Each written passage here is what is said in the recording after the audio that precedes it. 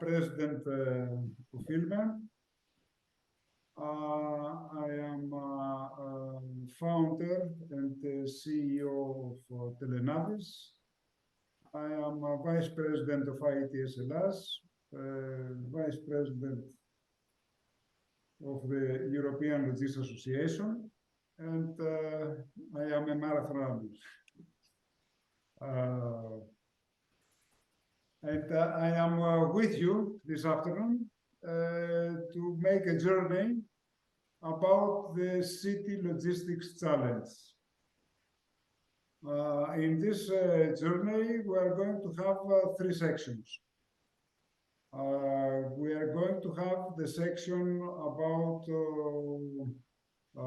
the future of city logistics and the environment that they operate.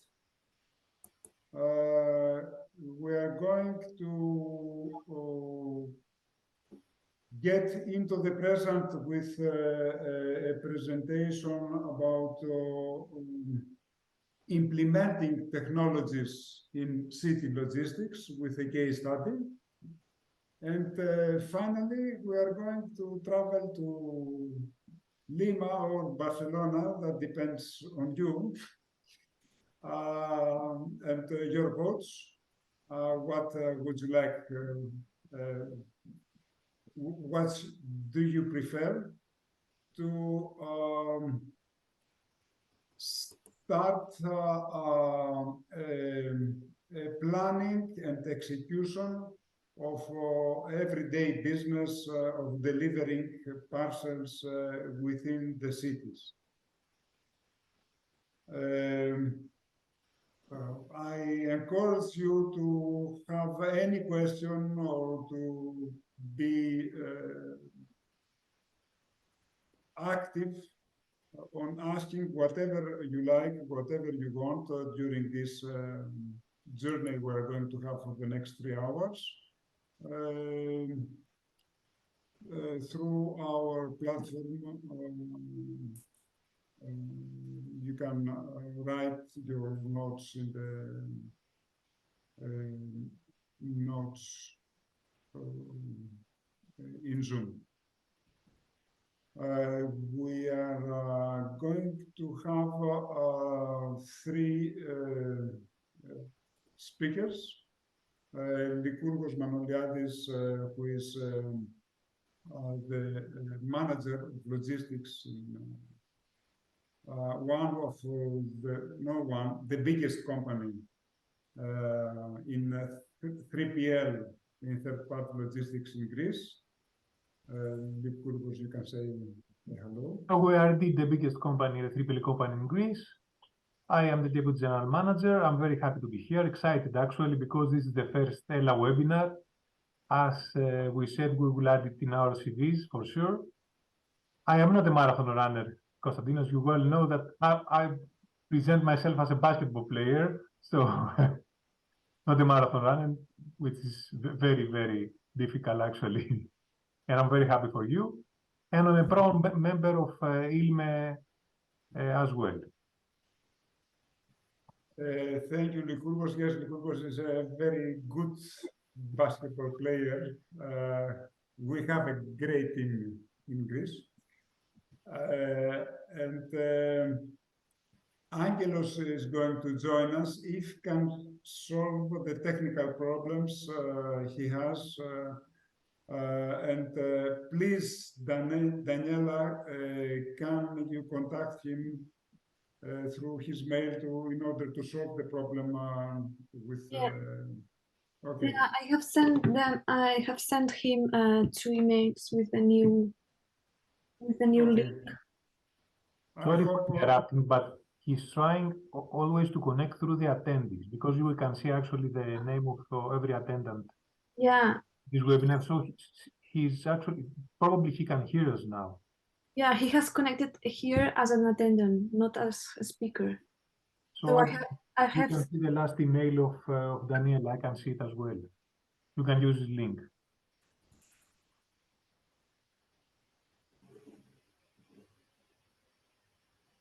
Okay. I hope very soon that we are going to solve this problem. However, I am going to change a little bit the flow of the program and start with my general presentation about who we are and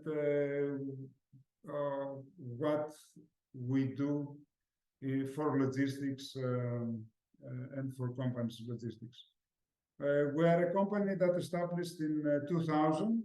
We have long experience in TMS, last mile field services and telematics.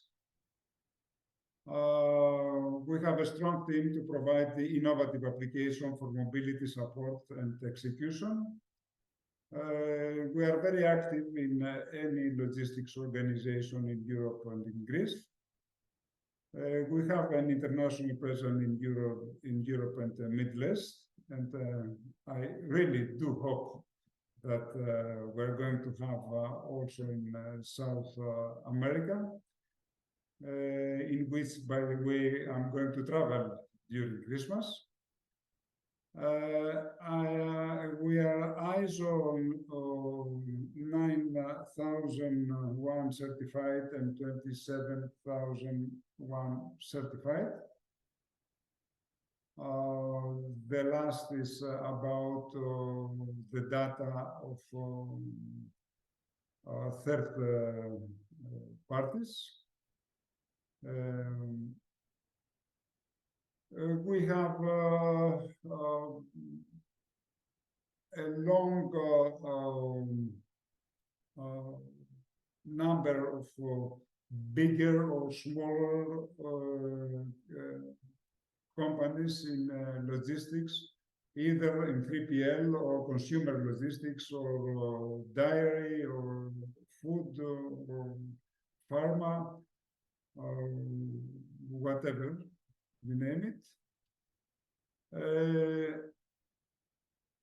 We have three main platforms.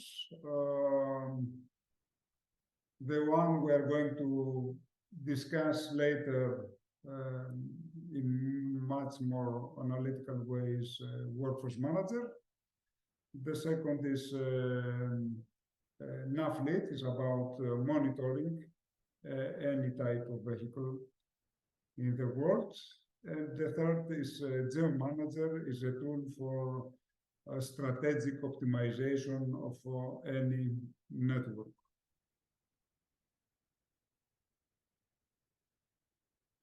But let's see what we know about tomorrow.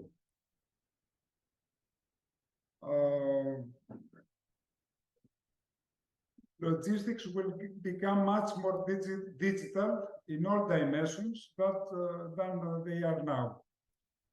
This is something that we know for sure.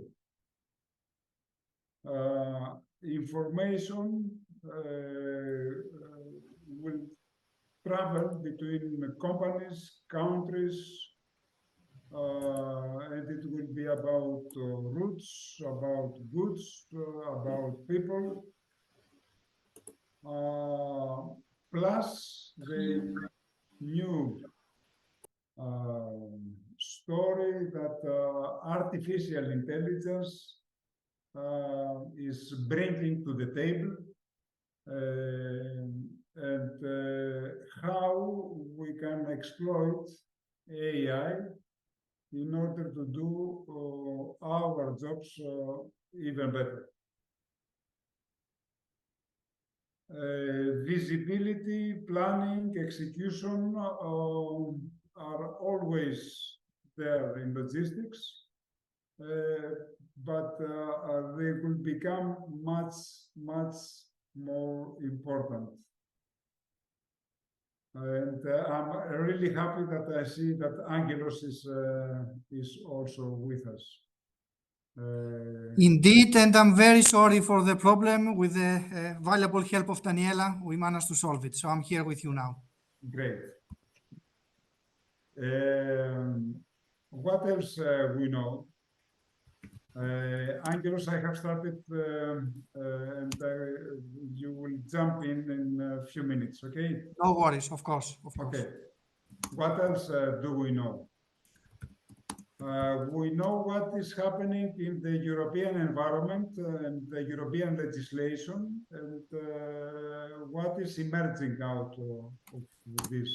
More will come in a few minutes also with Angelos. Controlling and reducing CO2 emissions will become much more important than they are today. All the companies that work with European Union and worldwide, but specific with European Union, will have to report in much more detail all the CO2 emissions they produce throughout all the journey. We know also that city logistics will change a lot. And we know that because also the CO2 emission story plus the problems in every city about the traffic will push the city logistics to change. Cooperation between information systems and operation will be enabled. The companies will, and even today, but in the future in a much more efficient way, cooperate, exchanging information in real time in order to do a much better and efficient work. Cyclical economy will affect logistics a lot. And what I mean by cyclical economy, I mean that there are going to be a lot of logistics about returning back all the packaged materials and reuse it in the factory or in the warehouse. And we also know that new business models are going to arise. And this will be efficient only by using digital tools. In the European Union, the agenda is about circular economy. We have some targets that are there. 30% of packaging by 2030 should be reusable, and 90% by 2040. These are really ambitious targets, and these are going to change logistics. EFTI, which is the Electronic Freight Transport Information, is going to be here just in 2 years' time, which means any document will be digitized.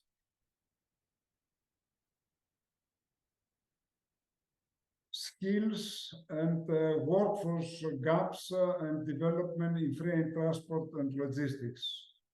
There are human resources, trackers, managers, ITs, that are missing from the equation in order to have an efficient supply chain. So educating people and certifying people is very, very important. Disruptions. We know that, and we already have felt that the environmental risk has risen a lot. And we are going to see disruptions in the supply chains. So we have to be more agile. We have to have more understanding of what is happening out there in almost real time in order to deal with these disruptive problems. And finally, about city logistics, modular loading units will arise in order to deal with the increasing problems that we have within the cities and the city logistics. New technologies for transshipments in the urban environment, like microfabs from vans to cargo bikes, will arise. So this is the environment. Now I will call Angelos to give us a perspective how we can deal with this environment and what are our tools that will be ready in the future to deal with this environment. Angelos, are you with me? Yes, I am, and I'm jumping in immediately now. I hope you can hear me and hopefully see me also. Yes. Okay, and I will try stop now to sharing. also share my screen so you can see my presentation. Sorry for the problems before, but sometimes even technology doesn't help as it should.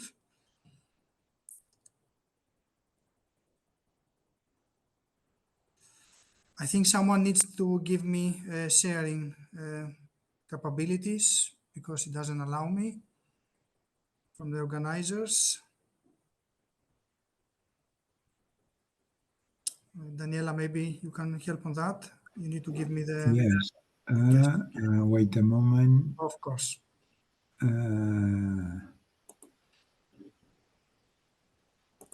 Okay. I think that now you can share. Okay. Let's try. Well, not yet. I have your presentation, Angelos. If you want, I can share it from my computer. I have made some small changes, but okay, we can Okay. survive with it. But still, I cannot... Try the now. share button is not activated for me. Try now. Okay. At the bottom of the screen, you have the micro, the camera. Do you have? I have the share button, yes, but it's not activated. Because now. Now it is. Now it is. Perfect. Perfect. Okay. So probably you see my screen now.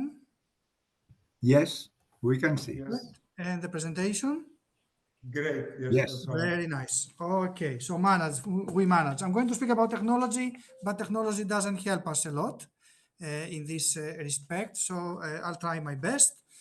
So I would like to thank, first of all, also my Spanish colleagues and Konstantinos Chaniotis for this invitation. I think it's very important when we meet and when we see each other and when we share actually and exchange knowledge.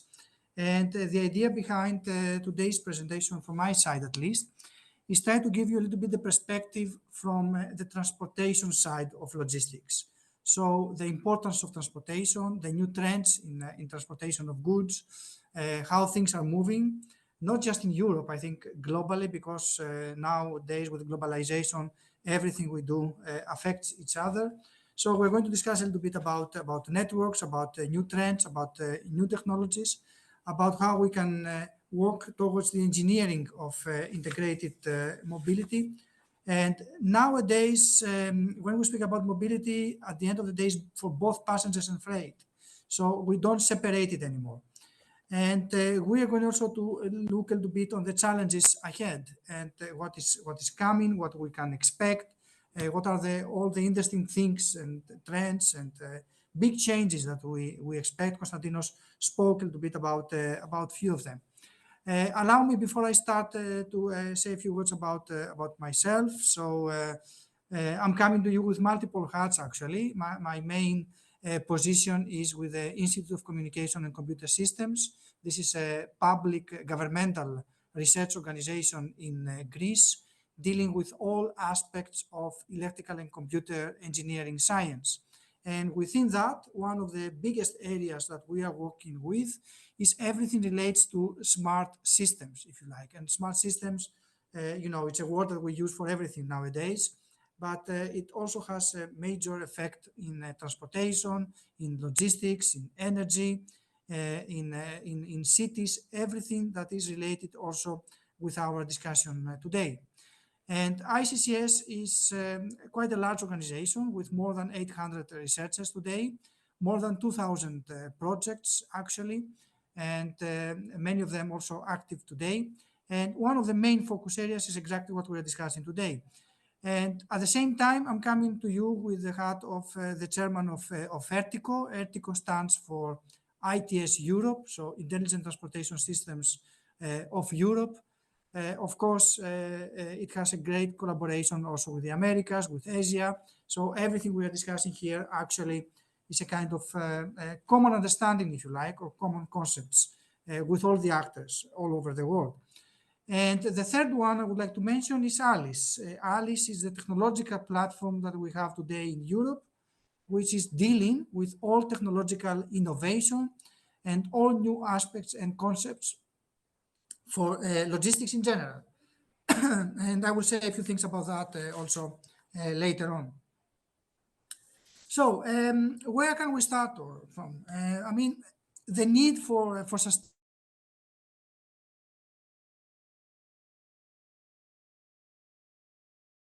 of course, it's for everything, but also in the area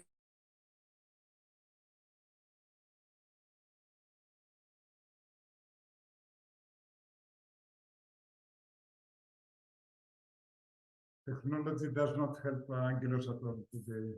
It's against him. Angelos, we cannot hear you.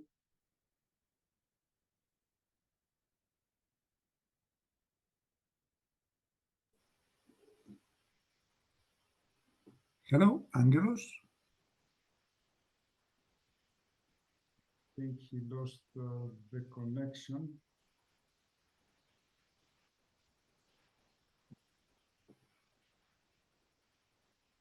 Angelos, we can see your screen,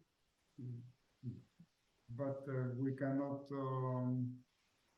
hear you. He has the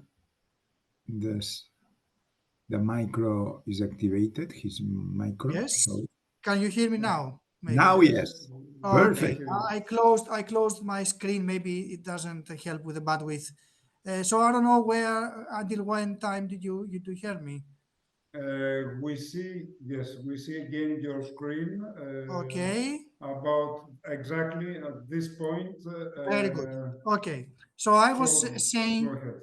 Yeah. all right, great. So I was saying that it's not an exaggeration to say that transportation is the backbone of modern society.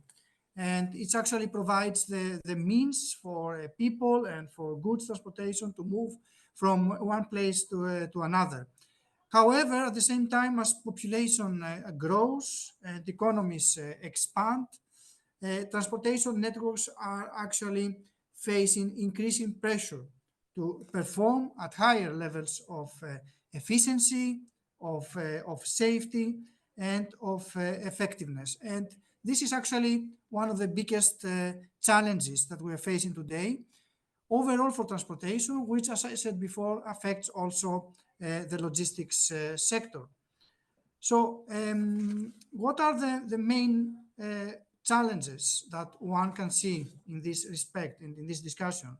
We have in technological challenges, of course, related to, let's say, to interoperability, related to the fact that we have a rapid technological advancement on different fields, on different areas. And this fast pace of innovation in smart mobility, it creates really a lot of issues that we need to solve. Interoperability is one I mentioned before. Reliability is another important aspect. The creation and understanding of cyber physical systems, also the optimized use of energy and of resources, data management, and of course, since we are discussing about digitalization here, cybersecurity and threat analysis and reaction to threats is one of the actual main issues that we need to face. At the same time, we have a lot of issues related to security, to privacy, and to liability. Issues related to open data policies, for example, or with the need to have real-time data provision. With the whole regulatory and legal framework that is continuously changing nowadays, in order to be able to follow all these changes in technology, in innovation, all these new ideas and concepts that we see every day coming into our life. And then issues related with the ownership of data, with privacy, with liability, but also ethics, up to which point you can really share data of other people or other companies, up to which level you can enter the private life of people, and many other things. And then you have issues related with adoption, actually. It's not enough to have a new concept or a new technology or a new system. You need to think about issues related with regulations, related with standardization even, if it's about new technologies and new tools and new things, but also about awareness and perception of people of what you're proposing and how this will affect their jobs and their lives and everything. So acceptance and trust plays a major role also in our discussion. And this brings us to the issue of training and of education, which is one of the major issues and aspects that we are facing all over the world.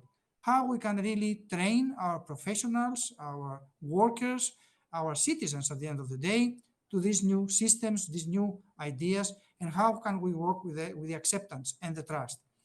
And then you need to discuss about readiness of infrastructure.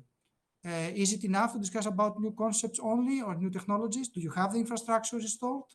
Do you have the investments, the funds available for the investment that is needed, for the cost to be covered in order to prepare your infrastructure for this new technology? So many different challenges.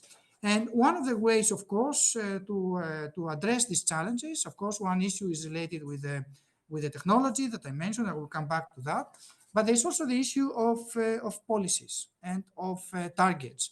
And I'm bringing to you now the example of some of the European ideas in this area, because this can also help as an example and as a kind of best practice, if you like, also for all over the world. And we see more and more that it doesn't matter where a new policy is reaching the surface, or new ideas or new legislation.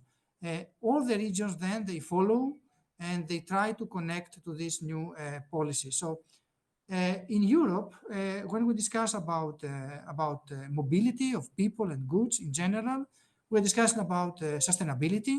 So we are discussing about how we can really manage to reduce the environmental impact. Probably you all heard about these ideas of zero emission mobility. I don't know how feasible it is and how fast we're going to go there, but still it's a major aspect. Then we discuss about smart mobility, so how we can make our transportation networks seamless, safe, and also efficient at the same time. And then we also discuss about resilience and how we can create a single market for transportation services, which will be inclusive for all actors, all players, all citizens, but also all companies, and at the same time secure. So we are discussing about developing, promoting, and deploying intelligent transportation solutions and services for both people and goods. I mentioned before that we don't see that separately anymore, but as a kind of common transportation system. And we're looking on how to do these systems human-centered and how we can create a kind of holistic approach, an integrated approach. How can we work with sustainability that I mentioned before? How can we secure the digital transformation and make it safe, secure, and resilient?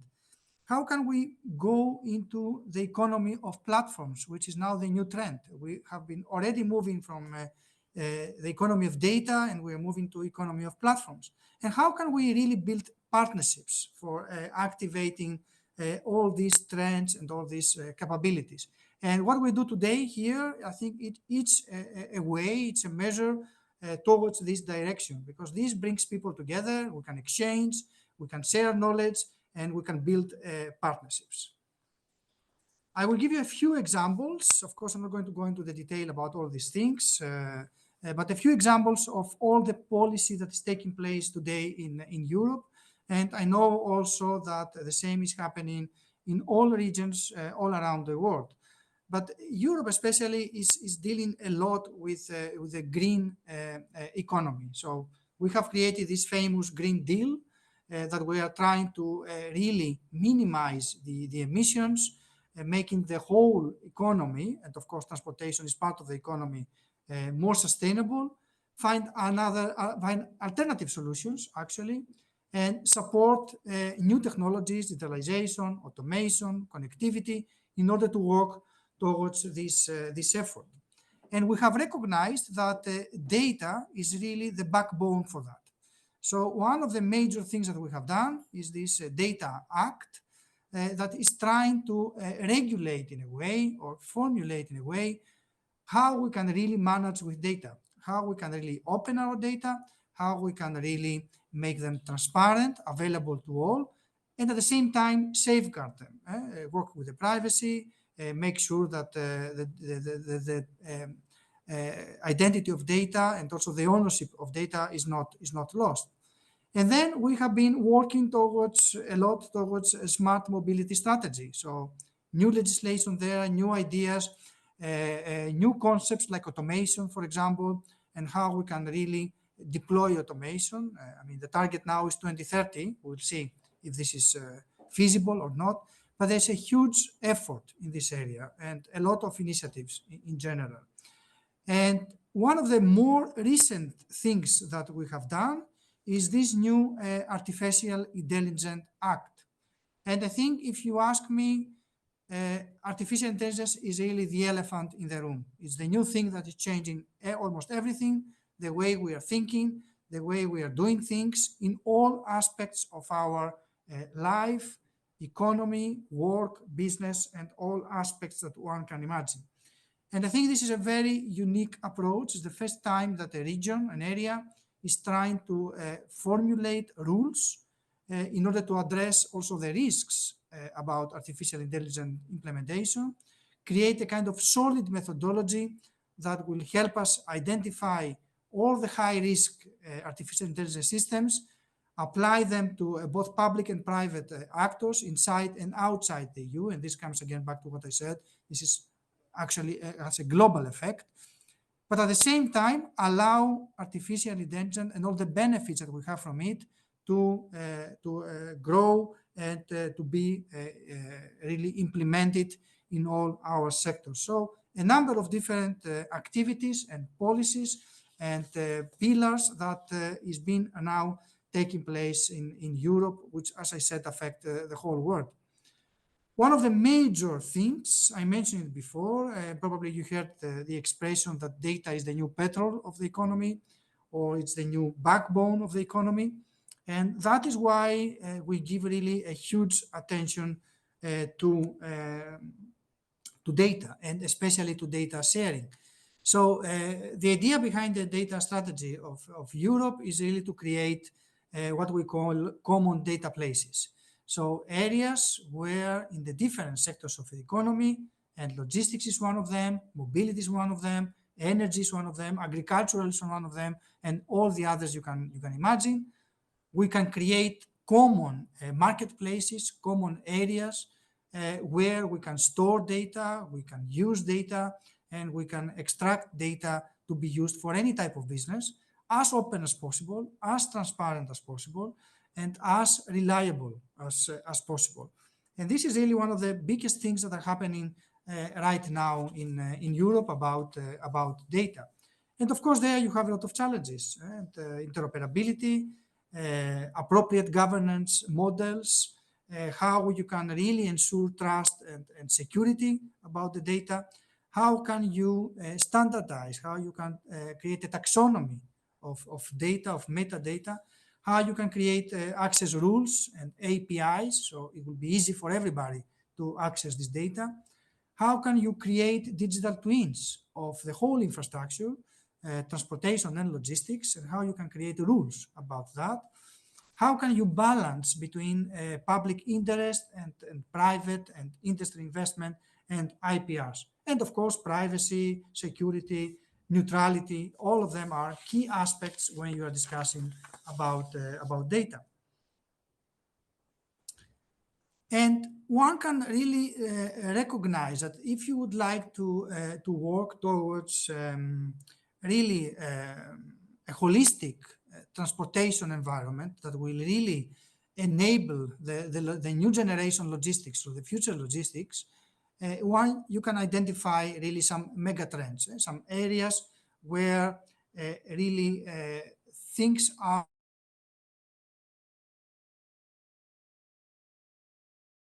you can see things like automation, like the creation of the physical internet, a term that is being used by Alice and is being promoted heavily. How you can really facilitate data, how you can really implement the new communication systems.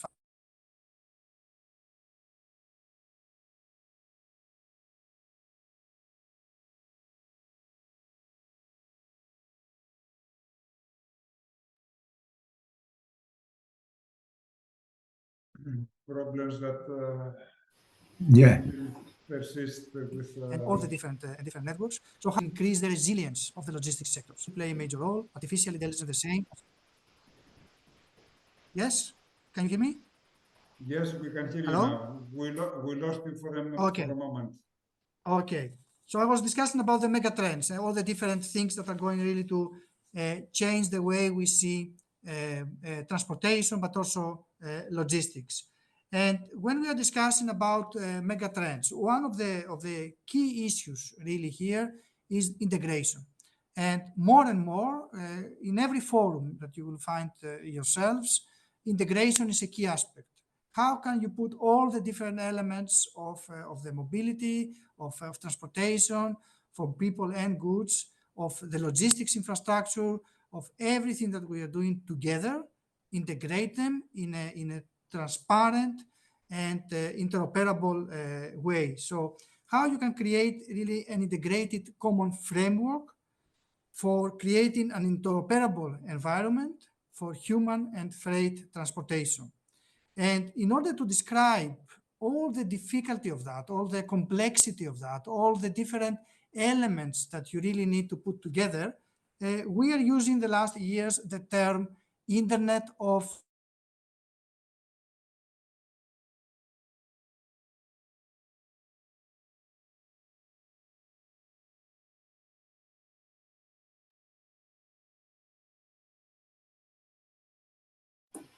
Hello?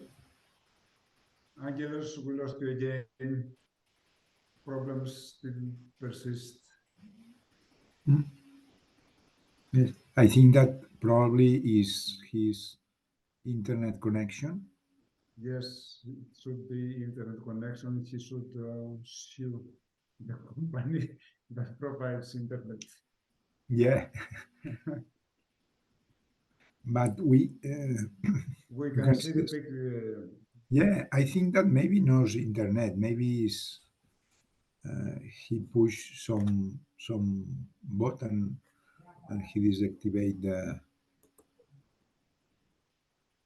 No, he hasn't. He is not on mute states. Okay. Angelos, can you hear us? I can hear you very well. I don't know about you. Now we can also hear you again. Yeah, I don't know what is the problem. I'm sorry about that. I hear you all the time very well, but it seems that for some strange reason my connection is stopping. And I don't have any internet issues here. I mean, my Wi-Fi is strong and everything. So, go ahead. okay, I'm continuing. So I was saying that we are using the term Internet of Mobility because this helps us exactly explain to people. It's a term that easily understand by everybody about the need for connectivity, the need for integration of the different modes, technologies, and systems in order to create this integrated network of transportation for people and goods. And if you would like to visualize that, this could be a picture that shows exactly all the different elements that are related with the need for integrated systems. So transportation modes, different transportation modes, different systems, different technologies, if you like, the connection of all different stakeholders and users, but also all the part which is related with the logistics chain. So all the ideas behind the physical internet about standardization in logistics, data exchanges, and all this type of things. And this helps us to have an idea of how things will look in the future. And in the future, we expect to have an integrated system for transporting people and goods and for addressing the needs of the whole logistics chain. So if we move this concept a little bit into the urban challenges and the city, and there we have very specific challenges and specific problems. In the city context, congestion, scarcity of land, limitation in parking space, increased number of shorter trips, integration of different modes of transport, last mile deliveries make the whole thing much more challenging than in other areas.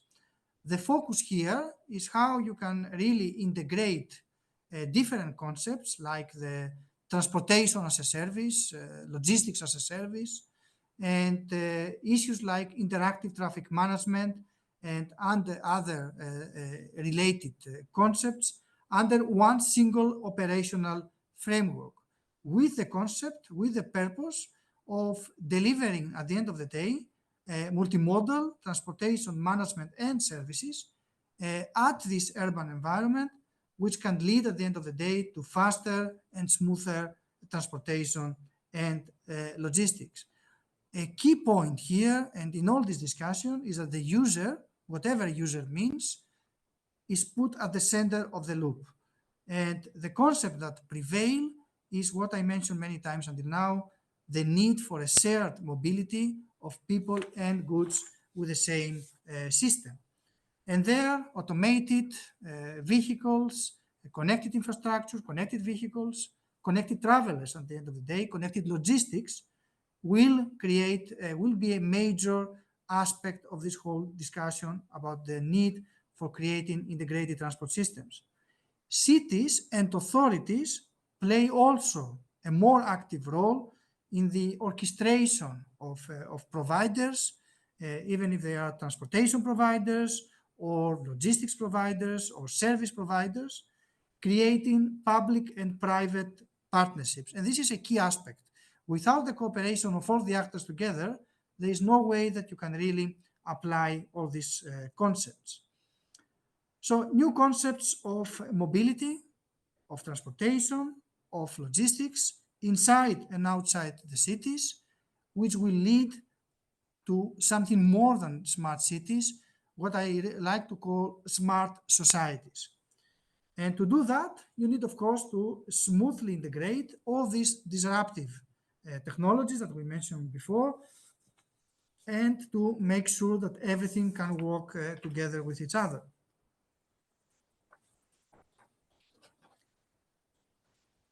One special part of this whole discussion is what we call the port cities. The cities which have major ports, which affect the whole life of the city, and which create a specific environment, a specific ecosystem that affects everything that we're discussing here, and of course the logistics.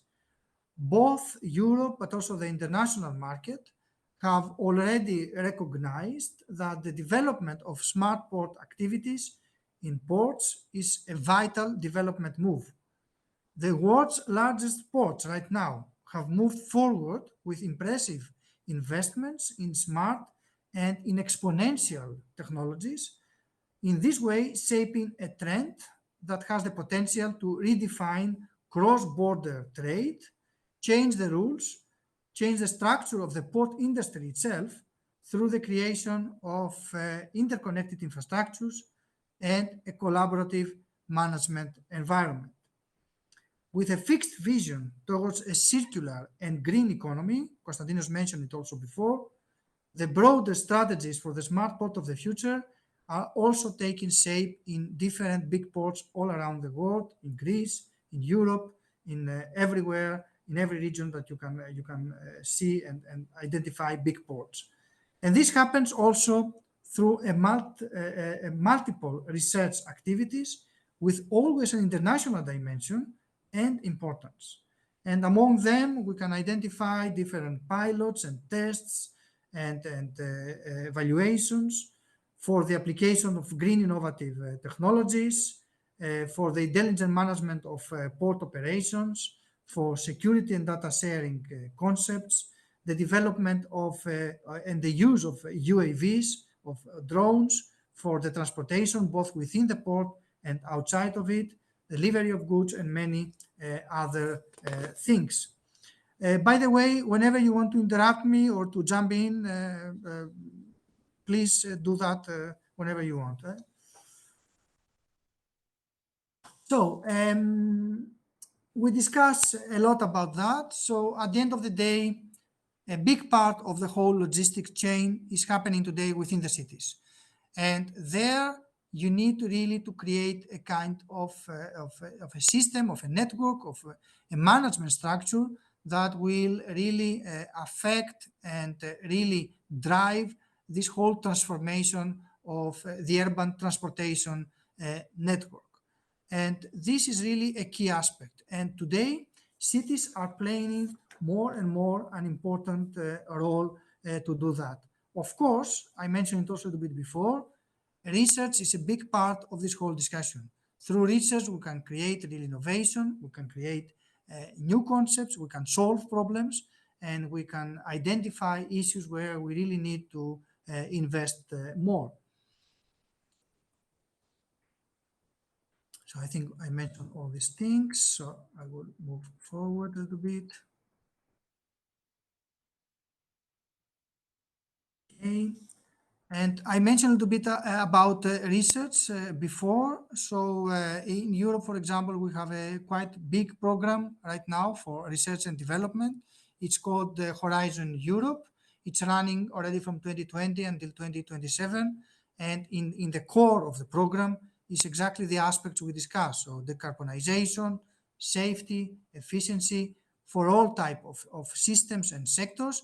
And of course, the safe, resilient transport and smart mobility services for both passengers and goods have a huge part of the funding and play a major role in the whole discussion. And there in this slide, you can see all the different aspects that now this research program is addressing and is funding through research proposals and projects which are trying really to identify all these different aspects.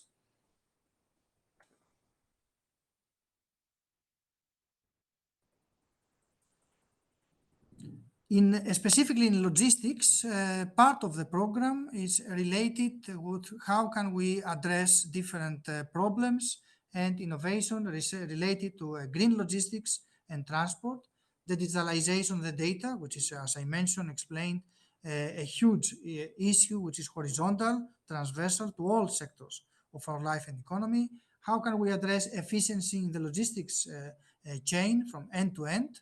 And how we can address issues related with safety and with security. And of course, all these type of things at the end of the day are aiming to a specific goal, and this is the digitalization of the whole chain and implementation of different smart systems of smart transportation and related infrastructure, including cooperative systems combined with all the policies that I mentioned before. They are working towards optimizing the freight continuity and efficiency as well as sustainability. We can identify 5 different groups of technologies related with asset tracking.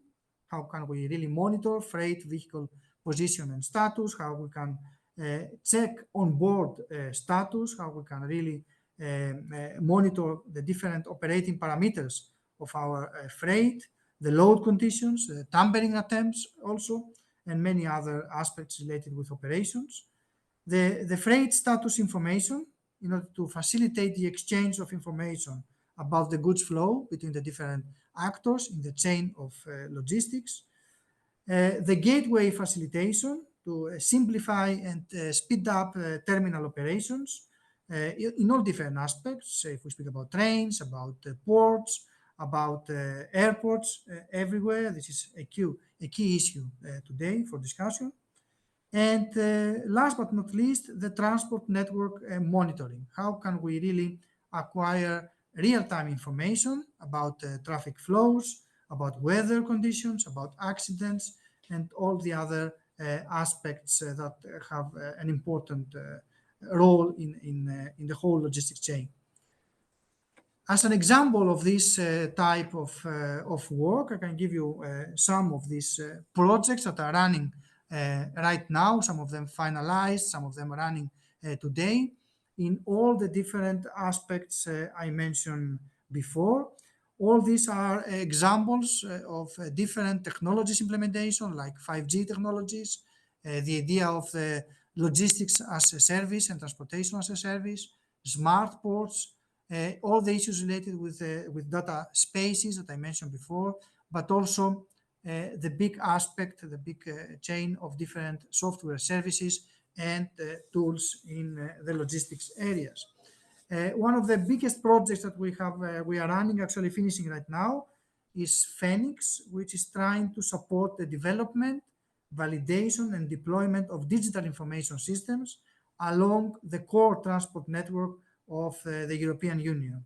It focuses more on strengthening B2B communication in transport and logistics, and implements for the first time a pan-European federated architecture for seamless exchange and sharing of data between the different platforms that we have today. And this is only one example of the tens of even hundreds, I would say, of projects which are taking place right now in order to support this whole work.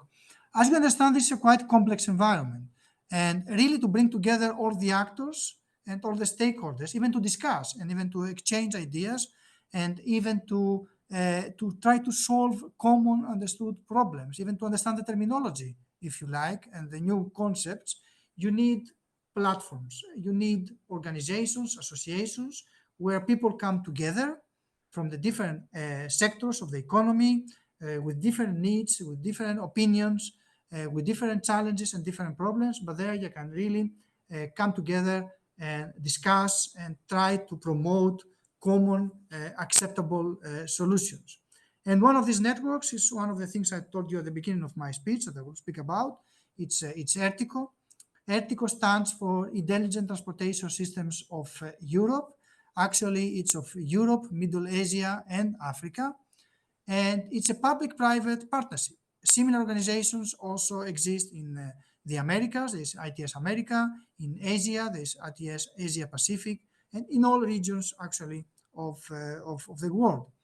Speaking about ITS Europe, specifically about ERTICO, it's an organization with more than 120 partners actually today.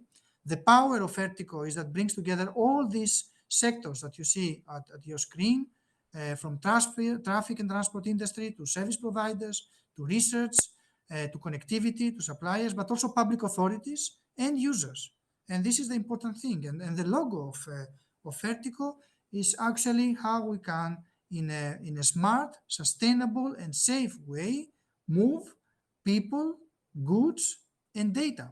And you see that they put on the same level all three elements: people, goods, and data. And this gives exactly a proof or an idea of the importance that data have also about this whole discussion. Do you still hear me well? Yes, Aglos, we can hear you. Very good, very good. So this shows a little bit how these type of organizations work. And they create roadmaps, actually. They try to synchronize with regulations, with policies, with the goals of both the public sector, but also the private sector. And they try to work with all these projects and platforms and new initiatives that we have all over the world in order to create a roadmap towards a very specific element every time of the discussion. This is about transport and logistics. And you see how different targets are put in different dates. Do they all succeed? No, of course not. But it's a kind of dynamic thing that is updated all the time in order to be able exactly to have a target, to have a mission, to have a goal, to have objectives, and to have some measurable impact at the end of the day. And there you will see all the different elements I mentioned before, all the different things, all the different technologies and important concepts we discussed just now. And ERTICO is working with all these projects. It's working with specific platforms, innovation platforms they call them, where people come together and they discuss about specific elements of the whole picture, of the whole, in this respect, of the whole freight transport system. And examples of that is the MAS Alliance, the Mobility as a Service Alliance, the European Truck Platooning Initiative, the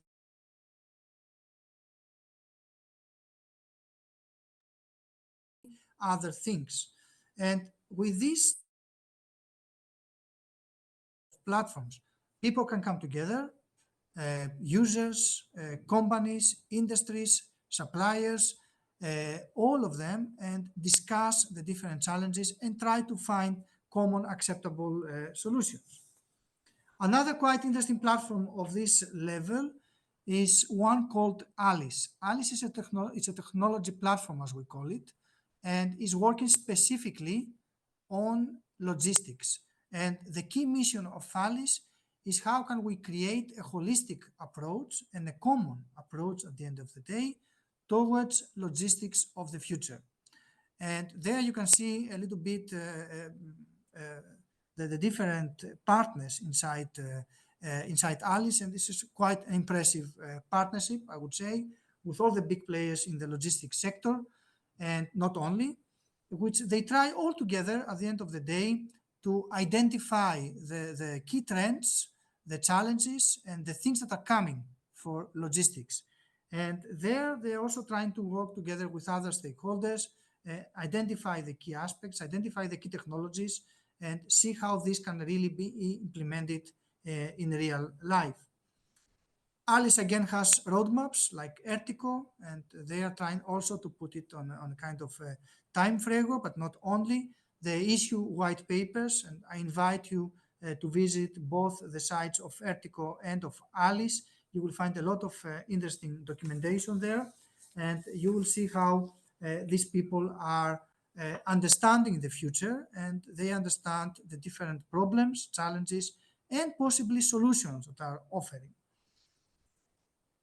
So I would like to close our discussion today by looking a little bit on the future, on moving forward, on the major trends, if you like, which are related with logistics. And one of the major things have to do with the infrastructure and how we can really create the needed infrastructure, resilient infrastructure on all elements, because infrastructure is not only physical infrastructure. We have the physical, we have the digital, and we have the operational infrastructure. And how can we use the different technologies, the disruptive technologies we have today, in order to address these issues, in order to connect all these layers of infrastructure? And I'm speaking about networks, about 5G, about IoT, about cloud and edge technologies, about automation, about sensors, about all the things that one can imagine that are being used in this discussion. Then one other major trend is safety. And here really we need to see how can we focus on safety. Safety is a key aspect. No matter what we are discussing, no matter what we are thinking, no matter what concepts we are discussing or technologies we would like to apply, one of the first things that authorities would like to see is that everything we are proposing is safe. And improving safety in transport and logistics is a key aspect. And this involves measures such as investing in safer infrastructure, promoting better user education and training, improvement also on issues related with the enforcement of different traffic laws, and not only, but also issues related to cybersecurity against potential cyber threats. All of them.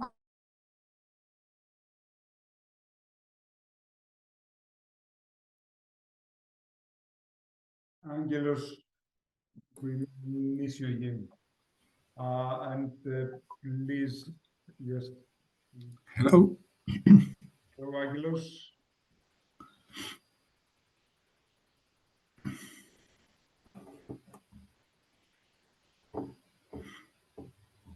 Okay. Hello.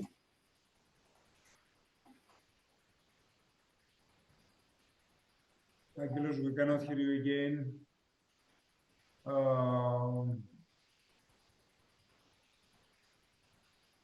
Maybe? Now, yes. We can hear you. So, And please wrap up. yes, a couple of slides more and we are closing, Kostas. Okay.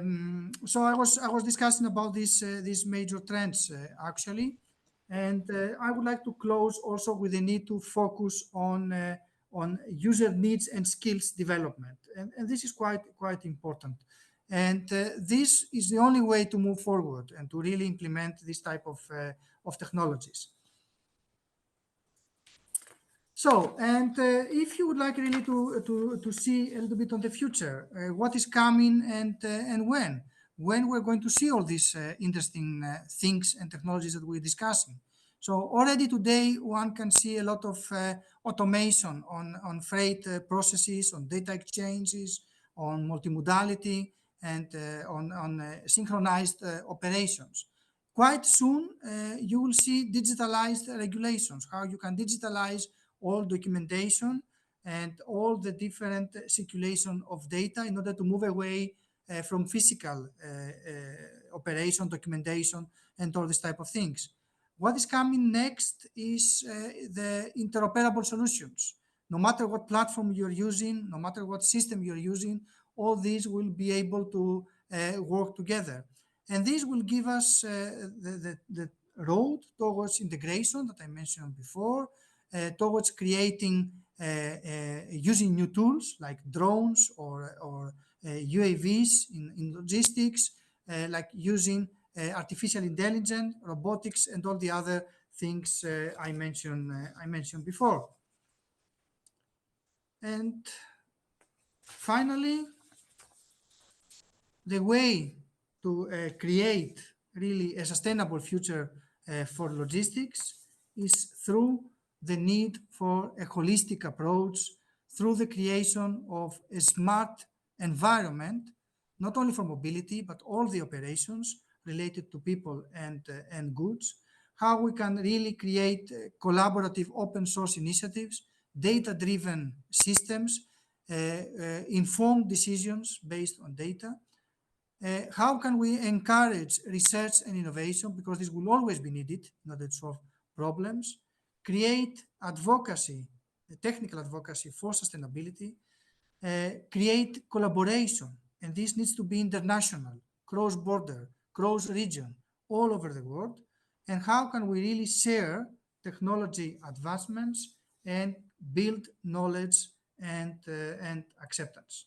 And with that, I would like to close my intervention. Sorry for the technical problems. I hope at least it gave you some elements for our discussions. Thank you very much. Thank you, Angelos, a lot for the look into the future. It was a travel to 2030s and 2040s and maybe 2050s. Even 2050s, indeed. But let's land again in today. And let's do it the hard way. Well, so let me introduce you Lykurgos to give us a glimpse of what is happening in Greece. Xavier, do you want something? No. After all, Kostas, today is the base for the future. So we need to see what is happening today and what we have today. So we can plan the future. You are the connection. You are the connection with the future. Yeah, just to say thank you to Angelos for his presentation. I think, as Constantino said, the presentation is a view nowadays, a view of the future. So we have traveled to the future, and maybe we have to come back to the real world today. To the first step for the future today. Okay. So, Lykurgos. So yes, I will present. After the very impressive presentation of Angelos, I will try to keep the same pace. You know, it's quite important. But I will be a bit more practical. And again, yes, I will speak about today and focusing on the near future, let's say. Let me share my screen.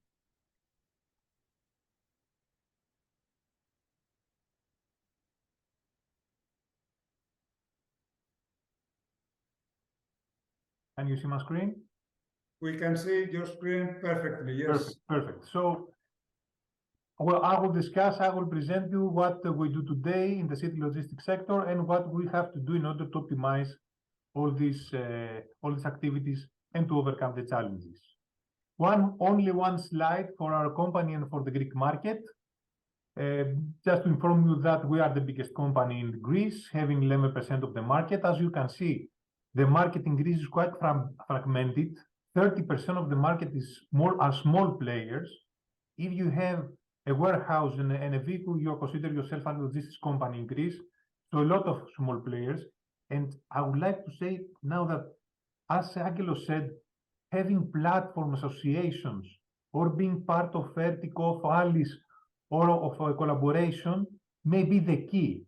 So yes, having all these small players in the market, you have to collaborate and you have to use all these methods, all these platforms, all these associations in order to find the best way and the best solutions in order to overcome all these requirements coming from the market. And actually, Angelos, we are recently being member of Alice as well as the Akinesis. So about that, well, warehousing is the most important activity, is the most important service in Greece at the moment. On the other hand, for our significant advantage as a company is that we mostly focus on distribution, even though we have more facilities than anyone else. We are focused on distribution, and 6% of our volumes and revenue comes actually from distribution and e-commerce activities. Recently, in the latest supply chain awards, we have been awarded as well as the best logistics company in Greece. So we would like to consider ourselves the best and the biggest logistics company in the Greek environment. Also, good to know that the market trend in the logistics sector, this is keep rising. We are actually reaching 500 millions. Maybe this is not a lot, but we are a small country. So yes, we will exceed 500 millions in 2023. So it's important for us to focus on new technologies and to invest on new activities as well. Now, I'm focusing on today. City logistics, which are the main challenges? The most important challenge in the city logistics for me is the routing and the scheduling. It seems simple, but it's not. Optimizing the routing of all your trucks, of your vehicles in the city center is the most challenging and most important activity in the city logistics part. The second is the e-commerce activities. Well, after the COVID period, the e-commerce sector has been rapidly increased the needs. So e-commerce activities have changed a lot logistics in the main cities. Then the visibility, and I'm talking about visibility of both vehicles and orders. For us, in order to be able to check where our vehicles are and have all this information, all this data, and of course to give the visibility to our clients and to be able to provide, as I said, visibility to their deliveries. Of course, infrastructure, very important. As Angelos and Costa said before, congestion and parking and the lack of parking spaces, it's one of the biggest problems in the main cities, not only Greece, I would say in all Europe at least. And sustainability. Well, this is a very, very good target.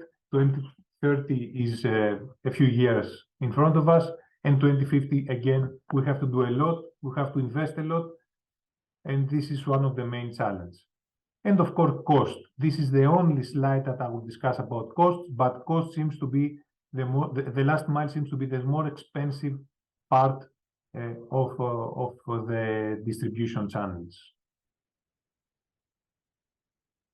Now I would like to share with you, this is a study performed worldwide with big companies taking place.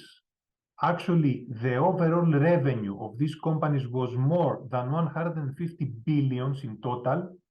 So you may see that these are the challenges that most transportation and 3PL companies have in the last year. It's a very recent study. In the last part of my slide is also the link. I dare you to check the whole study. It's very impressive. Apart from the first thing, which was very confusing for me, transportation consulting. This is the first challenge, the most important challenge. Almost 8 out of 10 companies are facing this challenge. So you need to have a partner. You need to have a partner like Telenavis, as Kostas will explain you in more thoroughly diffuse, of course, that can support also consulting, from consulting wise. So they can give you some thoughts, some new trends, and inform you and help you even better to support the business. But I'm focusing mostly in the areas that are mainly the logistics to the city logistics, the urban logistics part, which is direct to store, the reverse logistics again, and the direct to home. So moving your products direct to stores and direct to home seems to be one of the most important issues that the distribution and transportation companies have to overcome, have to work a bit more harder. More than half, I would say 60 to 70% of the companies facing issues with the last mile deliveries and returns, of course. Sustainability is also a big part in this study. More than half of all the companies have also sustainability issues to handle with. And I will focus a bit on Greece. Greece has a lot of peculiarities. It's very difficult from logistics perspective. The first difficulty comes from the population density. 45% of the total population is stated in the capital, Athens, and 15% in the second largest city, which is Thessaloniki. So 60% of the population in Greece is only in 2 cities. The seasonality, of course, well, you know that during the summer, all the tourists are keen on coming to our islands. This year, we will exceed 35 million tourists. So the seasonality is very high, taking into consideration that we are less than 10 million in total. So having more than 3 times of our population tourists during the summer mainly, it's increased the complexity of the logistics part. The lack of infrastructure, and as Angelos said, the lack of infrastructure both as infrastructure in digital infrastructure and ports, roads, and everything, the land infrastructure mostly does not help, and small delivery points, horeca, hotels, restaurants, and cafes. And just to inform you about that, we have 82,000 and 10,000 hotels and restaurants. Most of them are not operating on a full year basis, but imagine that we have to increase the delivery points in small cities, mostly, by 100,000 in a yearly basis. Also, Greece is the 11th country of coastline. We are very small, okay, but the coastline that we use is 11th in the world. And we also have 227 populated islands. The number is very huge. Now, I'm focusing on last mile again, and the e-commerce activity as well. Which are the services that we need to provide? What we have to change? First of all, we are moving to next day delivery, and not only to main cities, but we have also to perform this next day delivery to smaller cities, from the big cities, and move products to the mainland, to small cities in the mainland. Also, we have to add Saturday. Most of us, probably all of us, 5 days per week are delivering products either to B2C or to B2B or to B2C points. Now we have also to add Saturday deliveries or even same-day deliveries. And we are start talking about 2-hour deliveries, 60-minute deliveries, very fast, very focused deliveries, and this creates a lot of confusion, actually. Real-time tracking for both vehicles and orders, as I said before. There are also some additional services that we need to perform. In Greece, you know, we have also cash upon delivery or even checks, postponed checks. So the driver needs also, apart from the fact that they need to deliver products or boxes, they need also to receive cash. Reverse logistics, and I'm not talking about only about products, I'm talking about documents on some special packaging that we use for sensitive products of temperature control products. And of course, we need to have also a customer service team to support all these activities. But let's focus on next day delivery to main cities. This is the main challenge. Saturday deliveries and even same day deliveries in a few hours. Now, about the distribution network, what we need to have, what we need to invest on in order to support the last mile deliveries. First of all, we need to have at least 2, if the country is bigger, more than that, central warehouses and facilities. And by warehouse, I mean that we need also to store products, we need to perform picking activities as well. Apart from that, we need to have a lot of hubs to support even temporary storage, mainly of orders. So pick all these orders from the main facilities and use cross-docking platforms, hubs or cross-docking platforms in order to deliver the products in the area of its hub, of this cross-docking platform, in order to be efficient, to be fast. And of course, the most important of all is to have flexible fleet. We need to use big lorries to transfer orders from one hub to another, or from the same facility to another, to use smaller trucks or even vans. I would dare to say we are start thinking about bicycles and motorcycles as well. But at least we need to have vans, trucks, and big lorries to support the business. And now I'm moving to 2 cases, 2 city logistics cases, very important ones.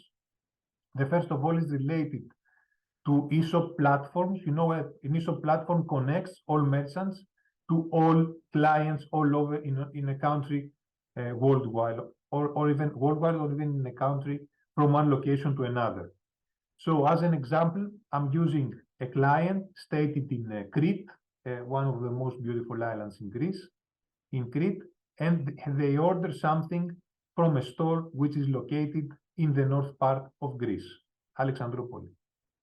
What we need to do, we need to pick up the product using a big or small van or a truck from the location, from the customer itself to the main facility, to the main hub, and then move from this facility to the facility where the port is stated actually, and from one facility to another, and then use the ship to transfer the product to the island, to Crete, and use a small van from the last mile. And all this need to be performed within 48 hours the latest. So in order to do that, you need to have integrated systems. As again, Angelo said, control towers, integrated connections, everything, extending fleet again, and of course, a highly skilled customer service team and a team, of course, of drivers to support the business. And the second case that I would like to share with you is the urban consolidation centers. This is quite common now. What we do, we transfer orders to the consolidation center. These orders come not only from one 3PL, from one provider, from one warehouse, from different warehouses, different providers. They are using consolidation centers that are stated right outside the city, where they unload these orders, store them. They probably need some infrastructure for that, some sorters at least, and they consolidate them per delivery point. So no need to have a lot of trucks in the main cities to deliver products to the specific store. So after unloading and sorting these orders, they load them to specific vans, smaller vans, and they distribute directly to store all these orders that have been transferred from the initial trucks and the initial warehousing locations. To give you a more deep example, a more specific example, this is what City Hub is doing currently in Amsterdam, Utrecht, and Roermond. They are using small vans after receiving, of course, the products in the city, in the consolidation center. Smaller vans like this one, even to the pedestrian areas, and they are able also to transfer trailers, temperature control trailers in some cases, and all these vans are electric. Quite impressive. And they are using this to deliver products to the main city. So the congestion is minimized, the number of trucks in the roads are minimized again. So it's very important to use such methods as the consolidation centers in order to deliver products using the least vehicles available in the business. And I'm moving now to technology. As I said, you need to have a very good partner. We are using Telenavis, as you may imagine, and a very good partner that can support everything and can provide you with solutions in each and every case. So, telematics to be able to monitor the trucks. First of all, the telematic system should have an automatic and dynamic routing. And I'm talking about dynamic routing now, because things are changing. When we enter into e-commerce activities, we need to know where the end recipient is stated. And if something changes, we need to be flexible and be able to dynamic route the order from one location to another without the need of returning to the main facility. So automatic dynamic routing is very essential, very important to be able to meet this requirement. Of course, all this should have all the products, all the trucks, sorry, should have GPSs, alarms, temperature analysis needed, and to be able to gather a vast majority of data, hours, kilometers, and delays, stops, everything. Of course, it's very important to know exactly the time that you need in order to deliver the product to a specific location, and to need to have a track and trace tool in order again to be able to inform the recipient about the time and the specific time frame that they will receive their delivery. And of course, all this should be captured in a heat map analysis, routing analysis, or whatever is needed in order again to support the last mile process.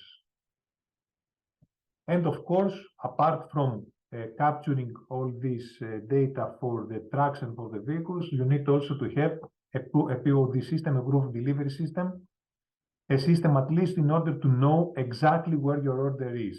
And not only you, but also the other recipient. So we need to have connectivity, web service connectivity, and provide all this information at every stage to the end recipient. So order tracking, to be able to update him if something happens through an SMS, on email or something, even use social medias. In some cases, we do use social medias to have a majority of reports and know exactly what goes wrong in order to improve, and also to use, to be able to capture the signature, verify that you have delivered the order correctly, and why not to have a POS system in order to support the cash collection, as I explained before. So this is from our part, be more practical, explaining some cases of the city logistics and the last mile deliveries. I'm at your disposal if you have any questions. Thank you very much, Lykourgos. I would like to have your presentation for the analysis of the problems of today's logistics manager. Of The course. first one, the topic one, was very great. I'd like very much that. And it was a surprise for me, believe me. You need to consult, of course, Kostas, and all the rest providers. You need to consult the clients. And 8 out of the 10 companies don't have proper consultation. It was a surprise for me. But again, this was the study. Okay, thank you, Lykourgos. Please stay with us. Angelos, do you want to add something?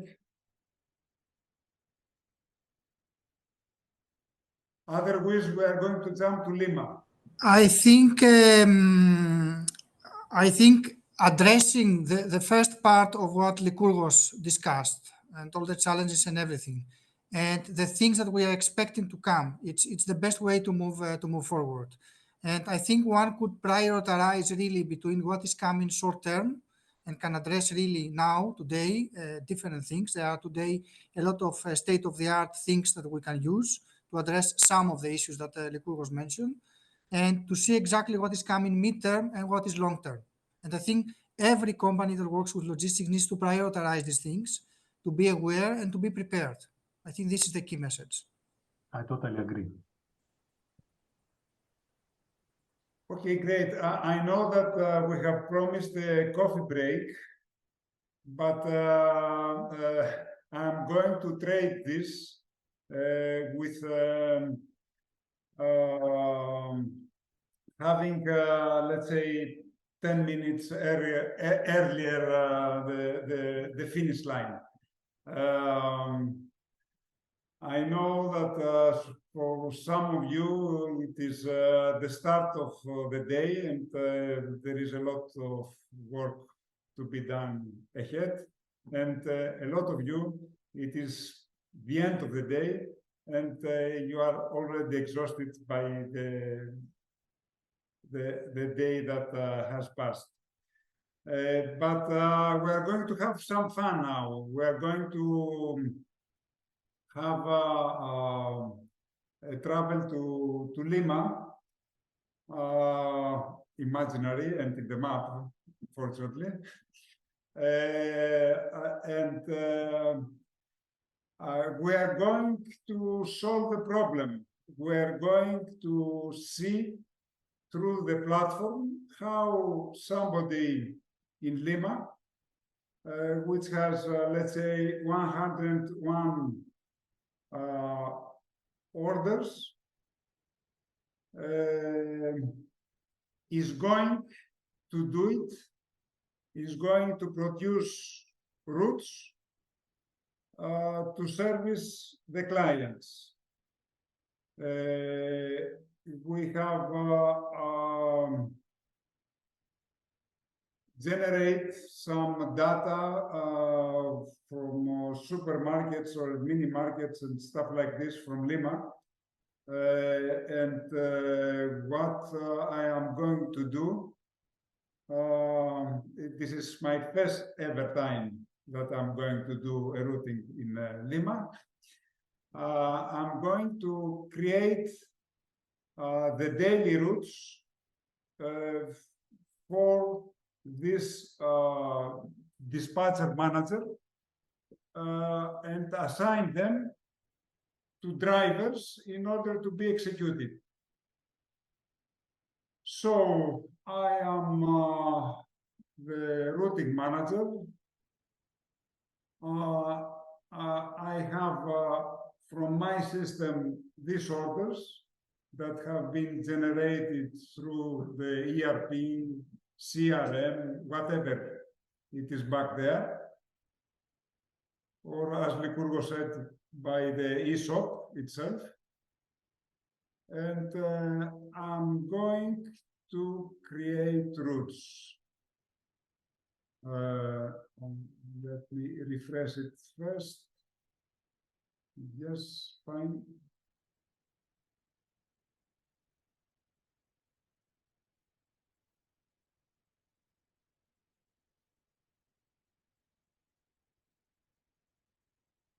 Okay, I refresh it. So I have created these routes here.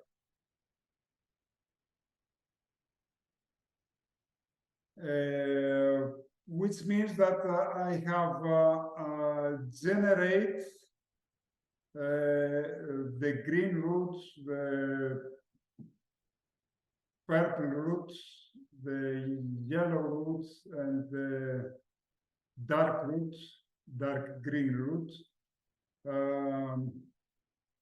that have to be executed. And on the map, it shows me the routes. And I'm going to assign one in the Peru driver one.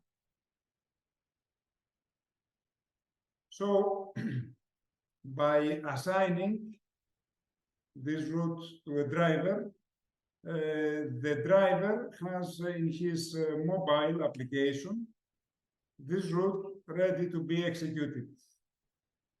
I will connect with my phone now.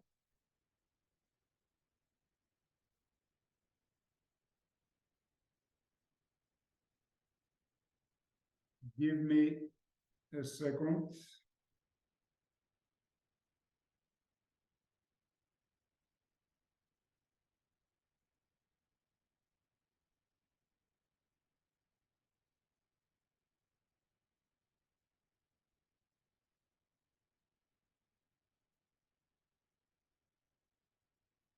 Please confirm that you see my result from my phone.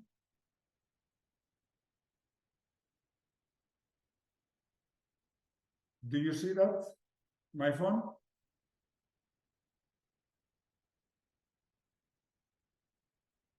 Is anybody out there? Do you hear me?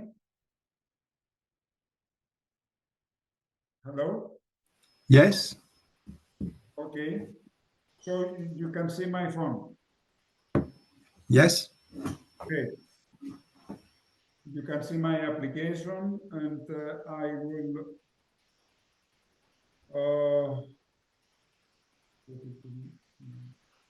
yes, in English, and I'm going to log in with Peru.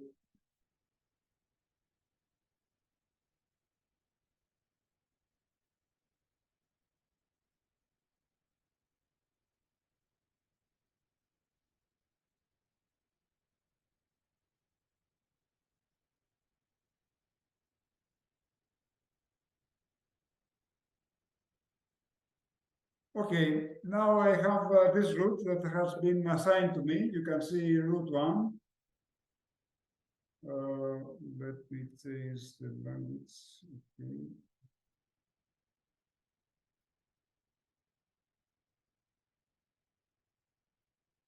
And I'm going to start my journey to the first client, which is Tambo.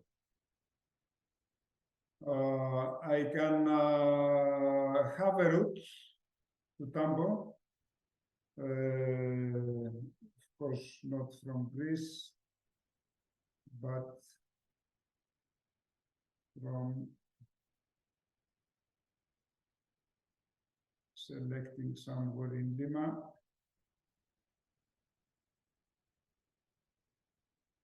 Okay. Okay, Lima now has this route has. It is really difficult. There are a lot of red part on it. And I can go there to service the client. So I take these route instructions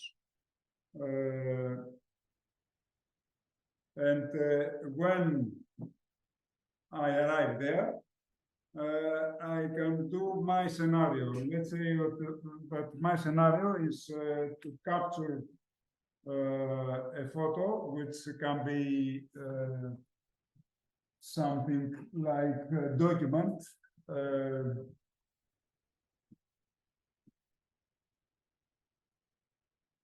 Okay, which can be the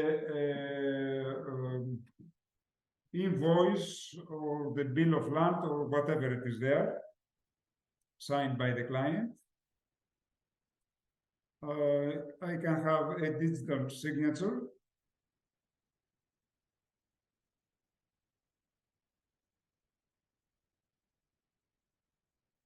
And I have 3 buttons there, the green, the yellow, and the red. The green means that everything is done with no problem. If I want also to send a message, I can send a message, but I do not really want to send a message for this. Then I am going to the second one. Let's say now in the second one, I have a problem. I can have a drop-down menu explaining about what kind of problem it is, and I can write a message. The order was not received.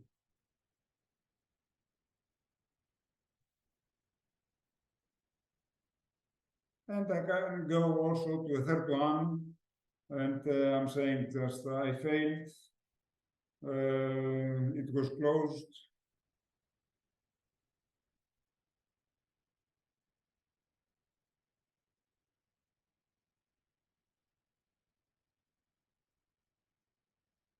And I finish also with the third one, and so on and so on.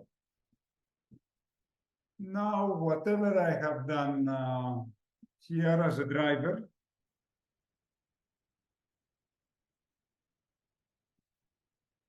I can go back to my screen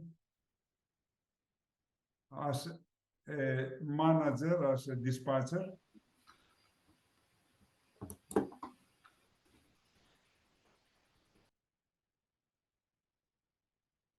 And I can monitor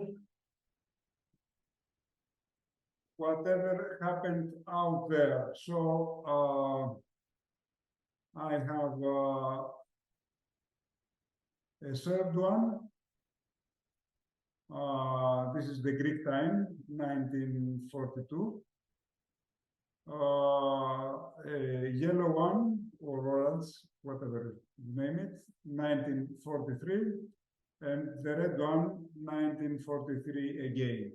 And each one, you can see that there are details, and the details can be whatever you need, and whatever you name to be on these details. Here it says it's served with signature. It's the one that I put a signature on that. And it was delayed more than 1 hour because here is afternoon and it is served very late in the afternoon. Now, one interesting thing is that if I zoom out a lot, I will see also in which part of the world I actually was when I press the button that I served. Okay, probably I was lying.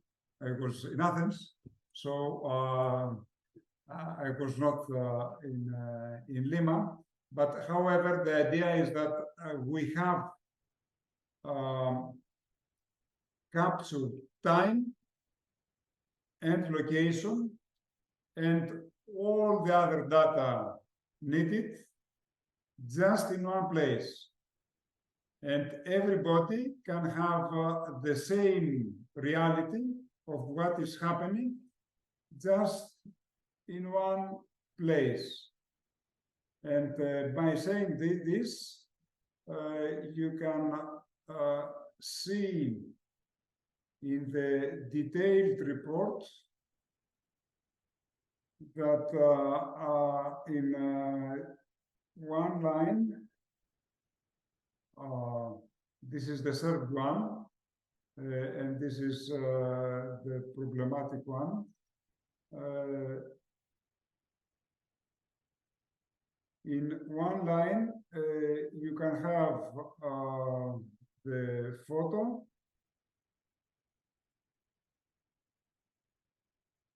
I took,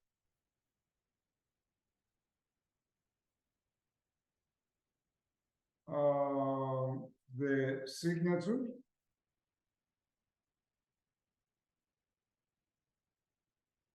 whatever comments I wrote in my mobile application, but you can have also a lot of different things like PDF invoicing and signature on the PDF, receipts, payments that have been made during the distribution, and any other data you may need for your daily job.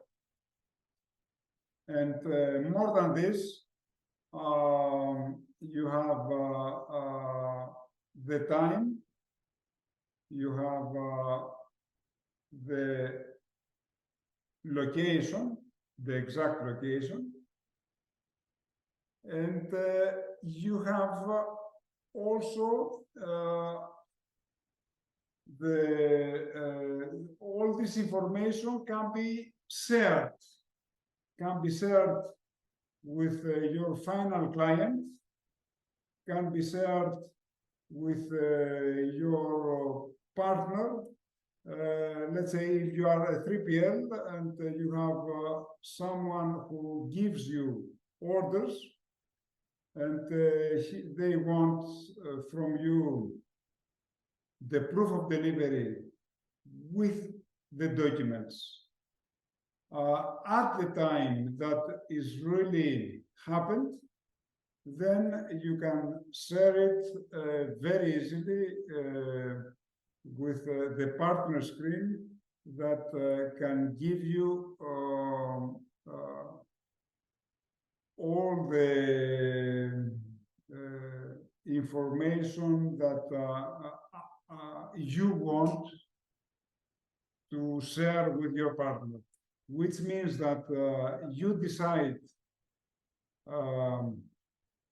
what kind of reports you want to give to your partner, what you want to share, in what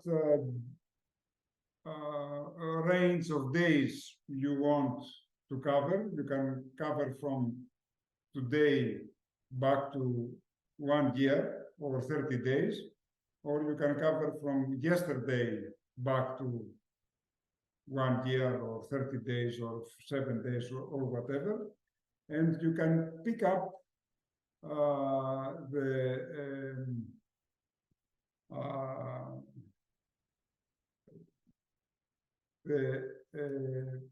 specific data you want to share with your partner and put it on your own matrix. It is a very flexible way to share information between 2 or 3 or more partners.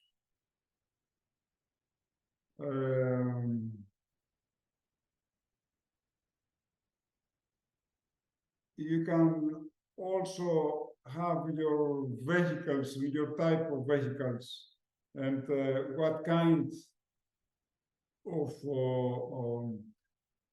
capacity or of attributes each vehicle has. You can have your whatever points, whatever clients you may have on your map. You can create repeated jobs every day, or you can create very dynamic jobs that, as I did before, that not only are communicated with the driver, but the driver himself, as the day goes on and has maybe problems with the traffic, with unexpected traffic, we can dynamically reroute the whole or the remaining part of the route in order to be within the specific time windows you might have in each order, or if needed, to notify the last client about delays or about any problems that have been arised during the day. So that's it about planning. I don't know if you have any, if there are any questions, or if you want something to discuss. And the last platform I'm going to show you is what also Likur was referred to before, is about tracking. Okay, this is a platform for tracking, and as already Likur told you, Greece has a lot of islands. So this is an island. And in this island, there are actually more than one vehicle. There are 2 vehicles. And if I want to see what this vehicle did today, okay, this vehicle today did this route you can see here. And not only you can see here, but you can play it back.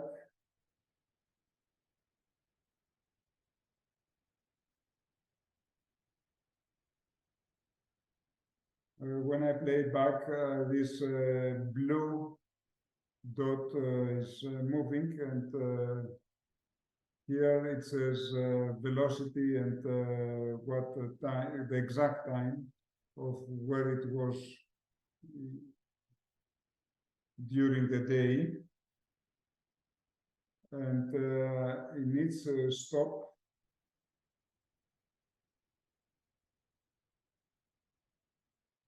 Let me, yes. Okay.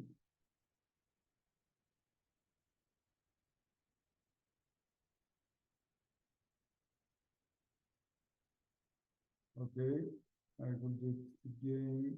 Difficult 5.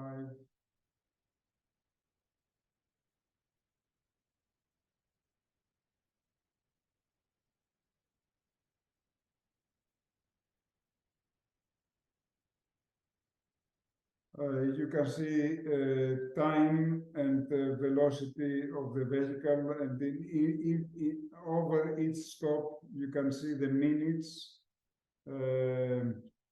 of each stop. Here's a 6-minute stop. Here's a 7-minute stop. Here's an 18-minute stop, and so on and so on.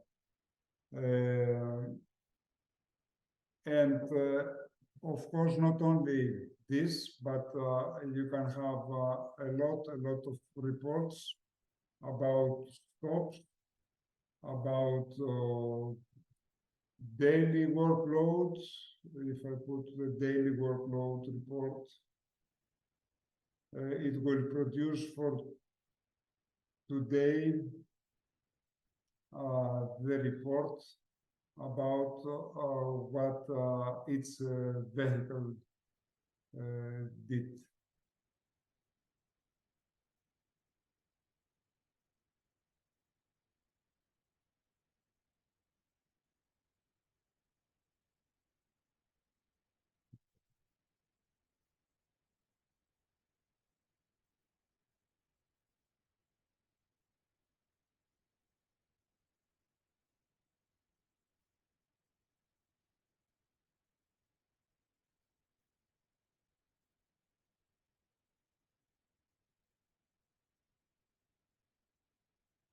You can have also sensor reports, kilometers per day, speed report, humidity report, ethylene report, temperature, reports about EV vehicles,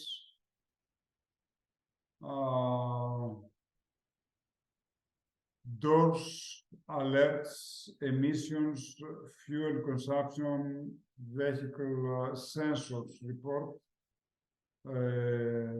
driver work hours report, kilometers per day, eco driving, and eco fuel consumption. Okay.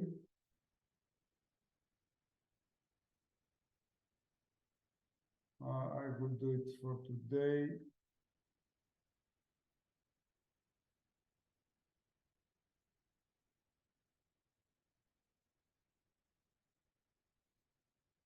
Okay, today that's the vehicles that worked the vehicle 2 for 7 hours, the vehicle 3 again for 7 hours, the vehicle 4 for 7 hours, the vehicle 5 for 8 hours, and the vehicle 6 for 5.7 hours. And here you can see how many stops, the average speed, the maximum speed, the kilometers for each one of the vehicles, the duration for the stops with the ignition off and with ignition on, and the consumption of fuel of each vehicle.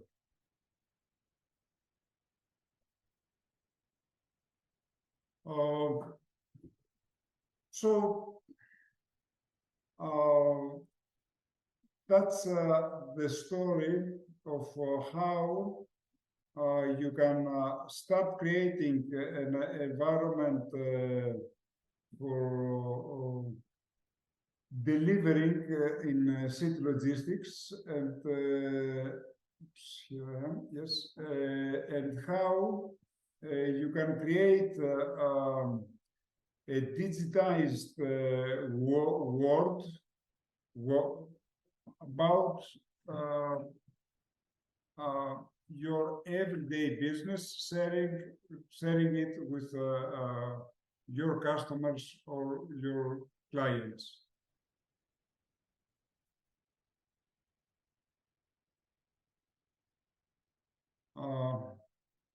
I'm open to questions and discussions.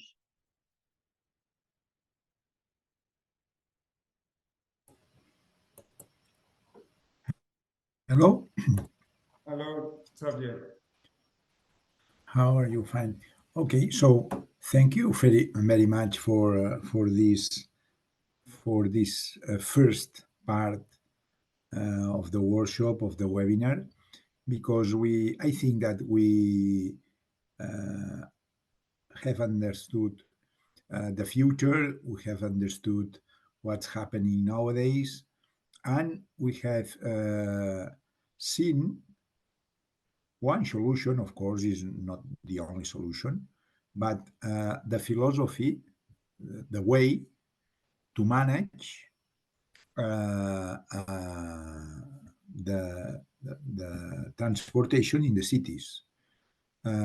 So I think that we have a holistic view about the logistics in the cities, and I think that the important thing is to try to understand how these concepts are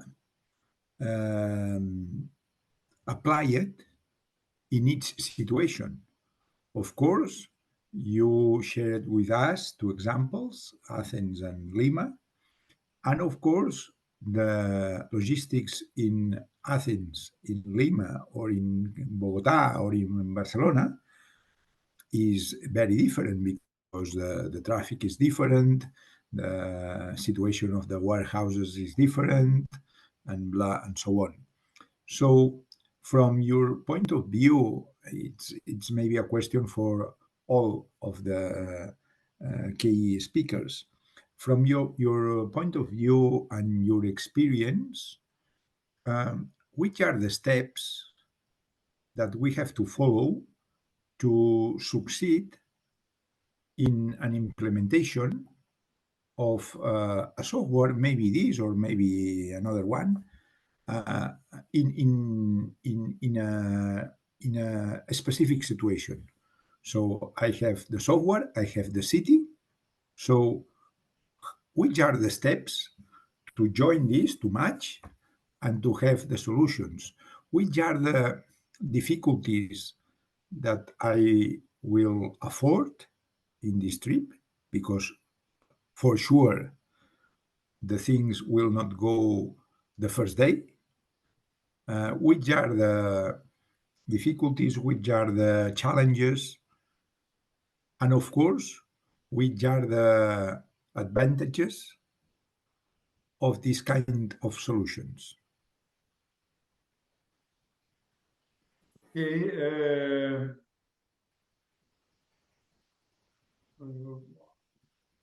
From my point of view, one thing is for sure. We need to be as much digitized as possible. That's for sure true. Of course, in every part of the world, there are, not only in every part of the world, but in every company, there are different definitions about what is efficient and what is not efficient. And of course, Barcelona or Athens or Lima or Kokodas, you explain, are difficult geographical dimensions with different networks of routes and velocity and all this stuff. The principles are the same.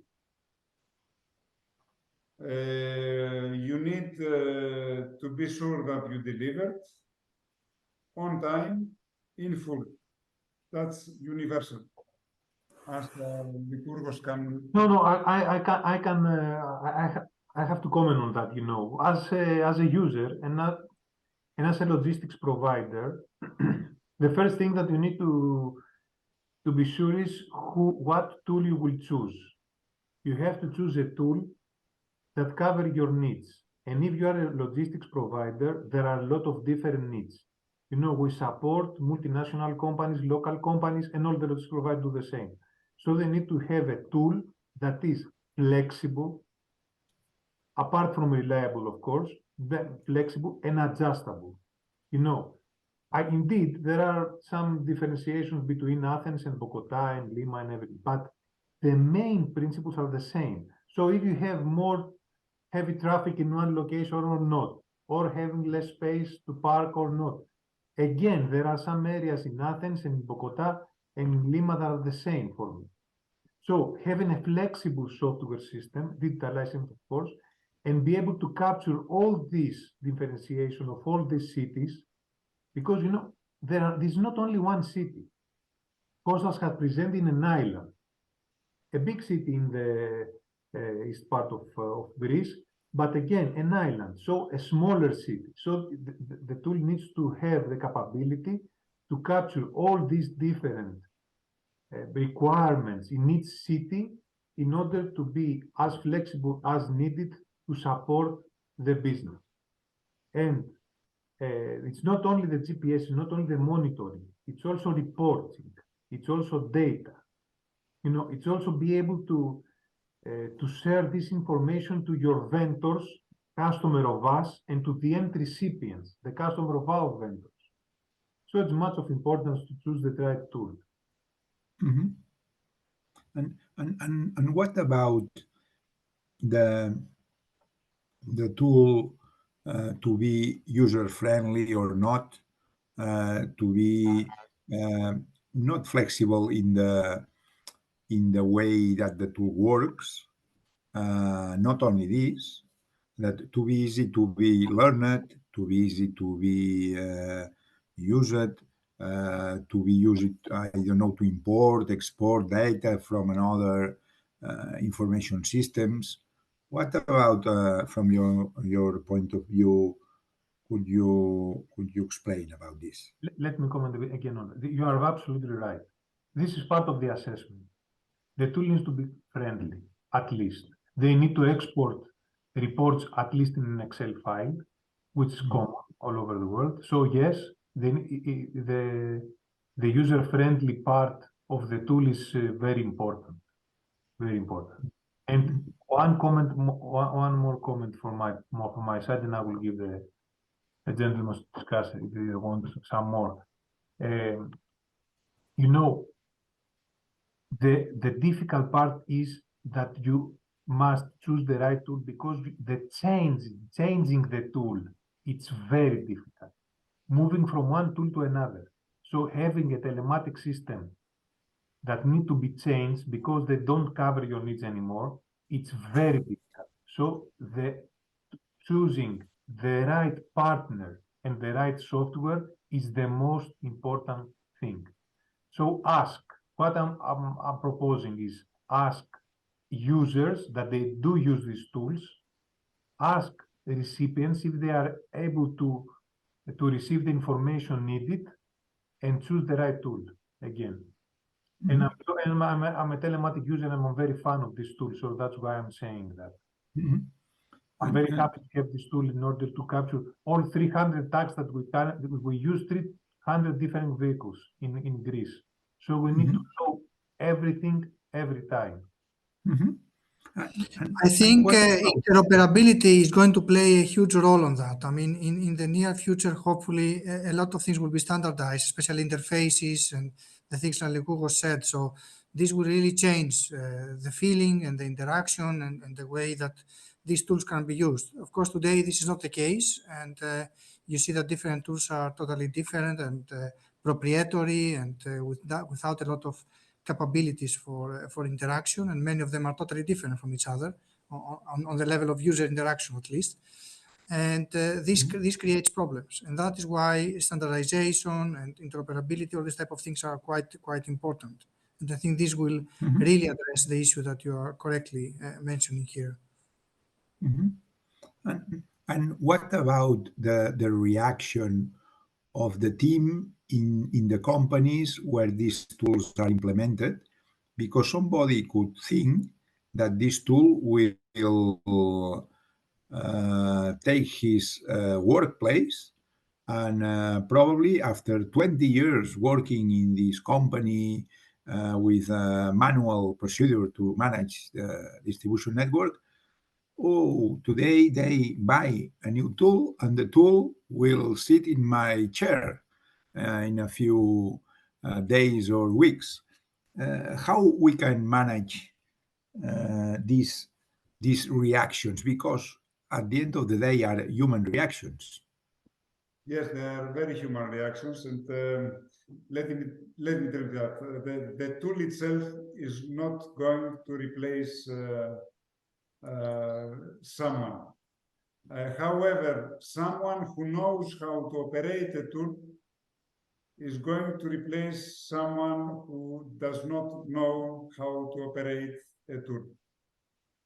A human with intelligence in his hand, it is for sure much more productive than a human without a tool. For the time being, at least, I don't know, maybe Angelos know better, but for the time being, at least, artificial intelligence is not so intelligent to replace us. Maybe in 10 years or 20 years or 30 years, it will be so efficient to replace us. But for the time being, the most important part is that the human beings are educated and they know the tools. I think the last point of Konstantinos is the most important. As I mentioned also before, and also the others mentioned, awareness is a key issue for all these type of things. And the biggest difficulty now is that most of the people do not really understand. And if you don't understand, you fear things. And I think making people aware and make them understand the new capabilities that they're going to have. Konstantinos, what he mentioned, he's very right. People using tools are much more effective and much more competitive than other people that have no idea about these tools, or they're trying to continue like nothing happened and nothing changed and nothing new is coming. And at the end of the day, because of competition, because of the capabilities that other companies that are using the tools will have, they will be forced to do it. But the best thing is to do it, with their own agreement and understanding and opinion. And the only thing I will disagree with Konstantinos is that about capabilities of artificial intelligence today. And at least for the task that we are discussing now, even today you can use AI tools to do many things. The question is if you trust them and if you are sure that they're going to do exactly what you want, or maybe other things. And this is really the discussion that we're having today, and all the ethical questions and all the issues related to that. But it's true, and I think all of us need to be aware that this will really change things. And if we are not prepared, and if we do not integrate things on the right time and educate our people on these things, then we will be in front of real surprises. And I think this is a very important message. And maybe, sorry, Konstantinos. As Ella, and I will call Lycourgos on that. We have tried to educate and certify people. This is very, very, very important. Already have been mentioned, and from the real economy, Lycurgos can give us a glance of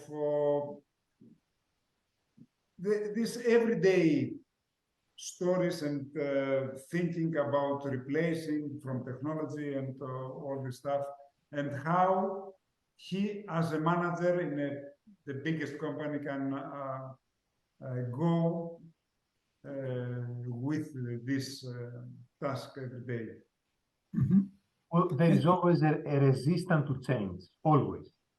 When Yeah. you're starting something new, there is always a resistance from the people, even if they help them a lot. If they start using a tool, they change the way their mind. So they are start using the tool, they take the benefits out of this, and they are actually operating in much more simpler way their daily activities. And in the end of the day, they are actually keen on using new technology. So it's matter of resistance, overcome this resistance, start using the tool, and increase the skills. As Kostas and Angelo said, there is a matter of skills. You need to change your skills now. You need to be more flexible, more open-minded, and to start using new technologies in a much more easier and simpler way. You have to be trained, you have to increase your skills, and trust the new environment and the new tools. Mhm. I think that this is a key point because as we saw in this tool, or I think that in other tools is the same, but in this tool, we can show very powerful environment about KPIs, about Cost. I can manage in my chair a full distribution network with a click. So I think the key point is to transform the skills of the people from doing basic tasks, migrate these skills to obtain information, manage information, make decisions with this information. So if professionals, if humans change their skills and maybe one before implementing these tools, they spend 8 hours per day in an Excel sheet and with a pen and with a paper doing the routes. Now they can spend 8 hours per day analyzing, making decisions, and of course, improving the service level and improving the costs. So the 8 hours are the same, but the tasks are very different, and companies will be very happy to have people dedicating 8 hours per day thinking about how to improve the distribution network instead of doing manual calculations. So I think that this is a good point to discuss. So when you implement these tools, Konstantinos, your company or your consultants try to explain this change in the mind to the companies, try to help the people changing this mind, to explain that today you are doing these tasks, but maybe 3 months you will do another tasks, and help these people to understand the KPIs and how to manage the information? Yes, we have seen how you can create a delivery plan in a few seconds or few minutes. But let's imagine also how, if you do not have any tools, what is your day. Okay, you take paper orders and you put the north part of the area here, the central part there, the south part there. And you're making this thing, chasing papers all the time until you find out what on earth you are going to do. And every day you do the same thing because you have built nothing. So by digitizing and by producing the optimized routes and then come on the screen, and if you want to change this because you know that this guy there wants this driver from his neighborhood and blah, blah, blah, so on and so on. You can do it on a click. You can have a right click and assign this job to whoever driver, to Carlos. And you can, at the same time, estimate the kilometers and the cost because Carlos wants Emmanuel as a driver and not anybody else. There is a hidden cost behind it.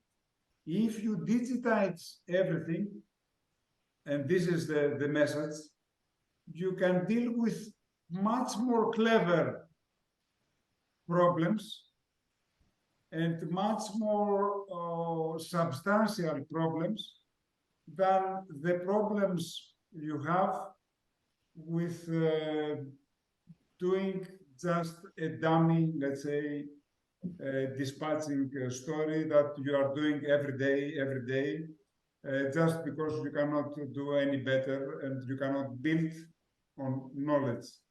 Because the systems also built on the knowledge for itself and give knowledge to the dispatcher because the dispatcher see now on the map what is happening. He understands what he is doing. He can measure time, efficiency, on-time deliveries, problematic deliveries. He can have KPIs that are much more focused on customer care or on cost efficiency. Mm-hmm. And what about exceptions? For example, I have to do the distribution in the east area of the city, for example, but one shop, one customer opens his shop at 12 o'clock in the morning, for example. And I have to remember this and every day put a post-it in my wall. Be careful with this shop because this shop opens at 12 o'clock. So how the softwares manage these exceptions? There are millions of exceptions. Usually, before digitizing, they are known only by the driver. Nobody else knows the exceptions. Mm-hmm. All the intelligence is equal to the intelligence of the driver. Full stop. And if the driver leaves, the intelligence goes with him. You can very easily put all this information in a system. You can say that the time window of service on this client is from 10 to 12. Or we have promised to this client that we are going tomorrow to be there between 11 and 11:30.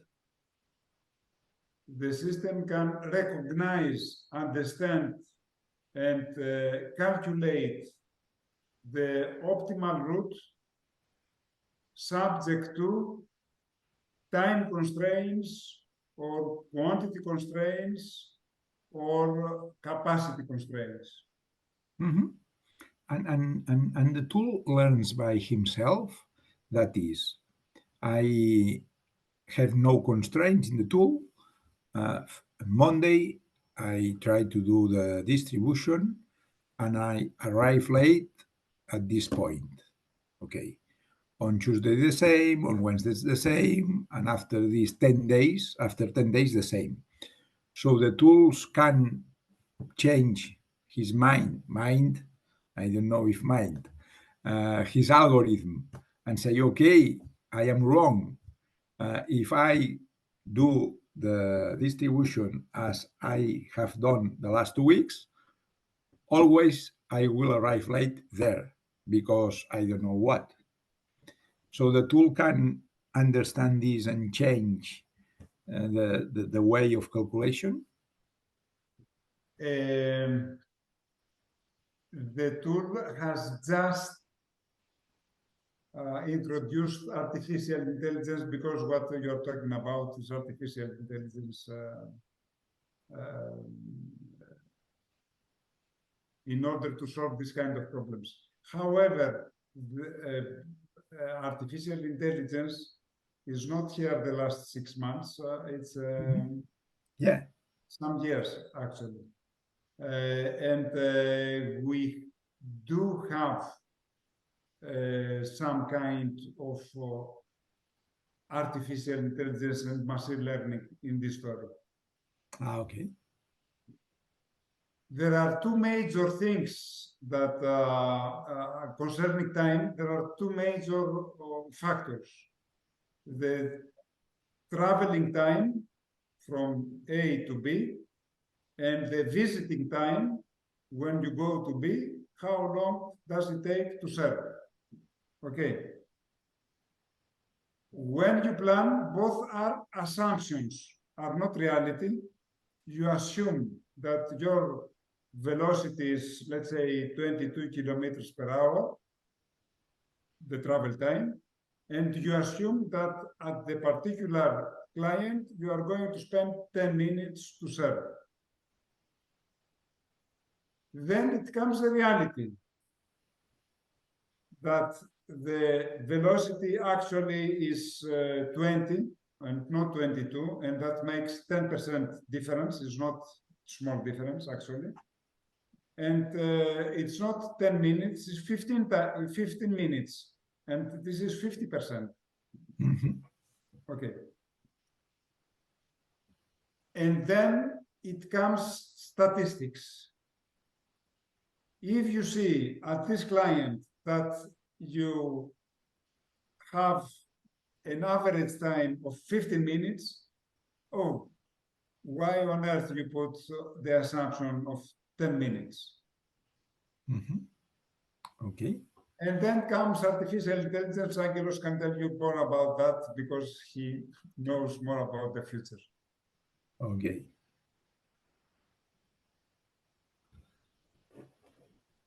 I think it's exactly what we discussed. I think what how Konstantinos described it is reality. My message is the same, like before. Artificial intelligence is not for the future; is here. The important thing is the level of integration that you wish to do now in your actual business, and what you're going to leave for later. But training, awareness, and understanding of the capabilities, but also the challenges, are very important. I can tell you, for example, also in every sector today, even in the academic sector, we are discussing continuously all the challenges related with artificial intelligence, even in the simple area of education, simple, in bracket simple. And even there we are having issues. And even there we have cases where students are using this type of tools in order to create their work and everything. And it's becoming an issue, and it's reality. So I think awareness is the first thing, and then see exactly how you can gain out of it. So But I remember, think that 1 minute. But remember that whatever we have said here it has a hidden assumption. You measure. Yeah. And because if you do not measure, you don't know what if the time, and if you are late or if you are not late, if you served or if you do not serve. If you do not measure, if you do not have digitized your business, simply you don't know. And when you don't know, you may believe that you do not have problem because you don't know any well. You don't manage. If you don't know, you don't manage. Exactly. So the first decision in this way is a very, from my point of view, is I have to digitalize or not. This is the first decision. After this discussion, I think that the answer is very clear. So I have to digitalize. The second question is how and who will be my partner. So to answer the second question, you mentioned about the partner, if it's flexible, the solution, if it's user-friendly, if the partner will support me to understand not only the software, to understand the procedures, because of course the procedures will change. So a partner that install a program, say, okay, execute, and bye-bye, this is not a partner because it's nothing. So we need partners that support us changing the culture of our company, of course. So now we said, yes, I want to digitalize. The second step, okay, my partner is this because it's flexible, blah, blah, blah, blah. And I agree with my partner. You will be my partner. So in the implementation process, which is the first, the steps, the bullet points, only bullet points. It's the first day that I agree with the partner. The partner comes to my company with the software, and we have to start the process, the project. So, which are the bullet points in this path? Well, in today's world, the things are much simpler. You have cloud-based solutions, and you have also APIs, connections. If you have the decision, then you can also make a trial and see how it works. And as you said, yes, the good luck with the implementation is not a very good story. For sure. Okay. Yes, we are with whoever client, partner, you name it. We have Lycurgos and his company for more than 15 years working with them, and this should be for some reason. And we even can tell that, okay, you are not ready. You have to be more prepared in order to be digitized, because yes, in order to be digitized, you have to have a certain level of maturity. You cannot be totally flexible, totally with paper, and next day just you turn a key and you digitize. It's not working. You have to have at least one level of maturity in order to start working. And if you have it, and if you have decided to go ahead, we are here to help to go on the next step, that is, give me your orders in an Excel, and then I will give you the result of a routing. You can try it with your drivers, feed me back about the result, trying to fix any kind of problems, go again out, feed me back, and at 1 week, 2 weeks, 3 weeks, 4 weeks, we either going to solve the obstacles or not, and we will be ready to face with the failure story. And we can do that for this 4 weeks time period for free.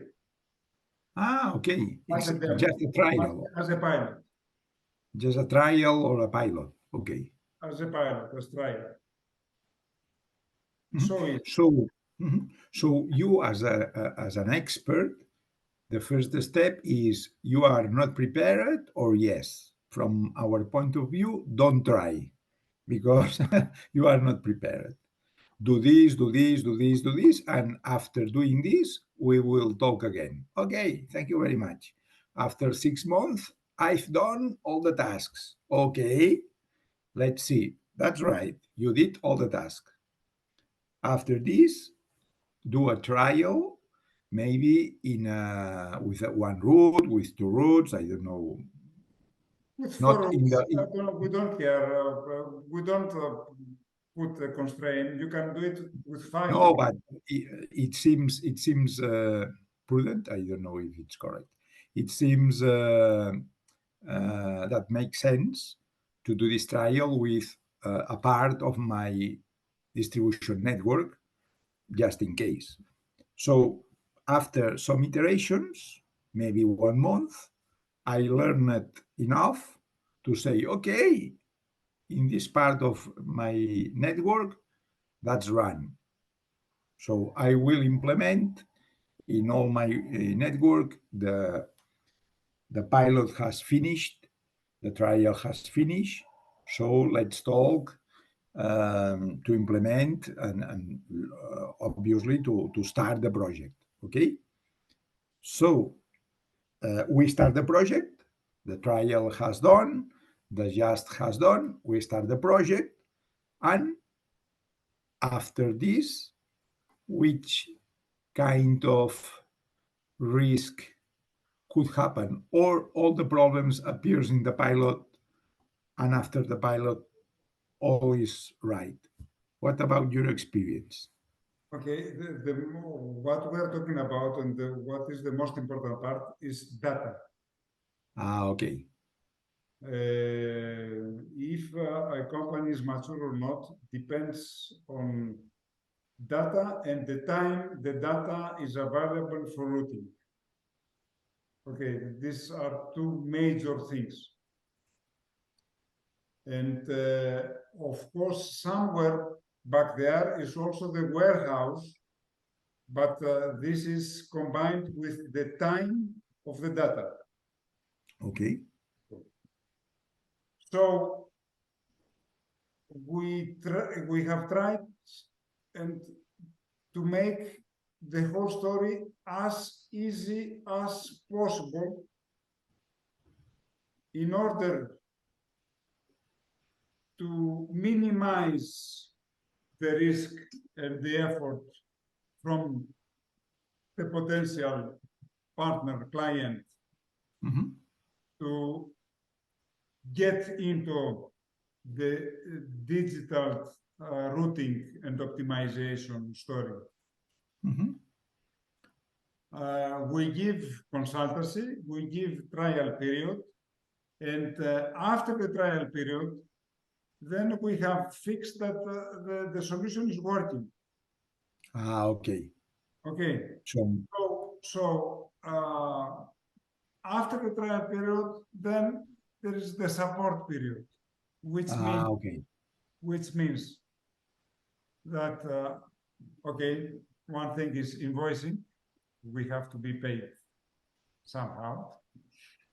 And Obviously. the thing is that we are with the client because the things are dynamic, okay?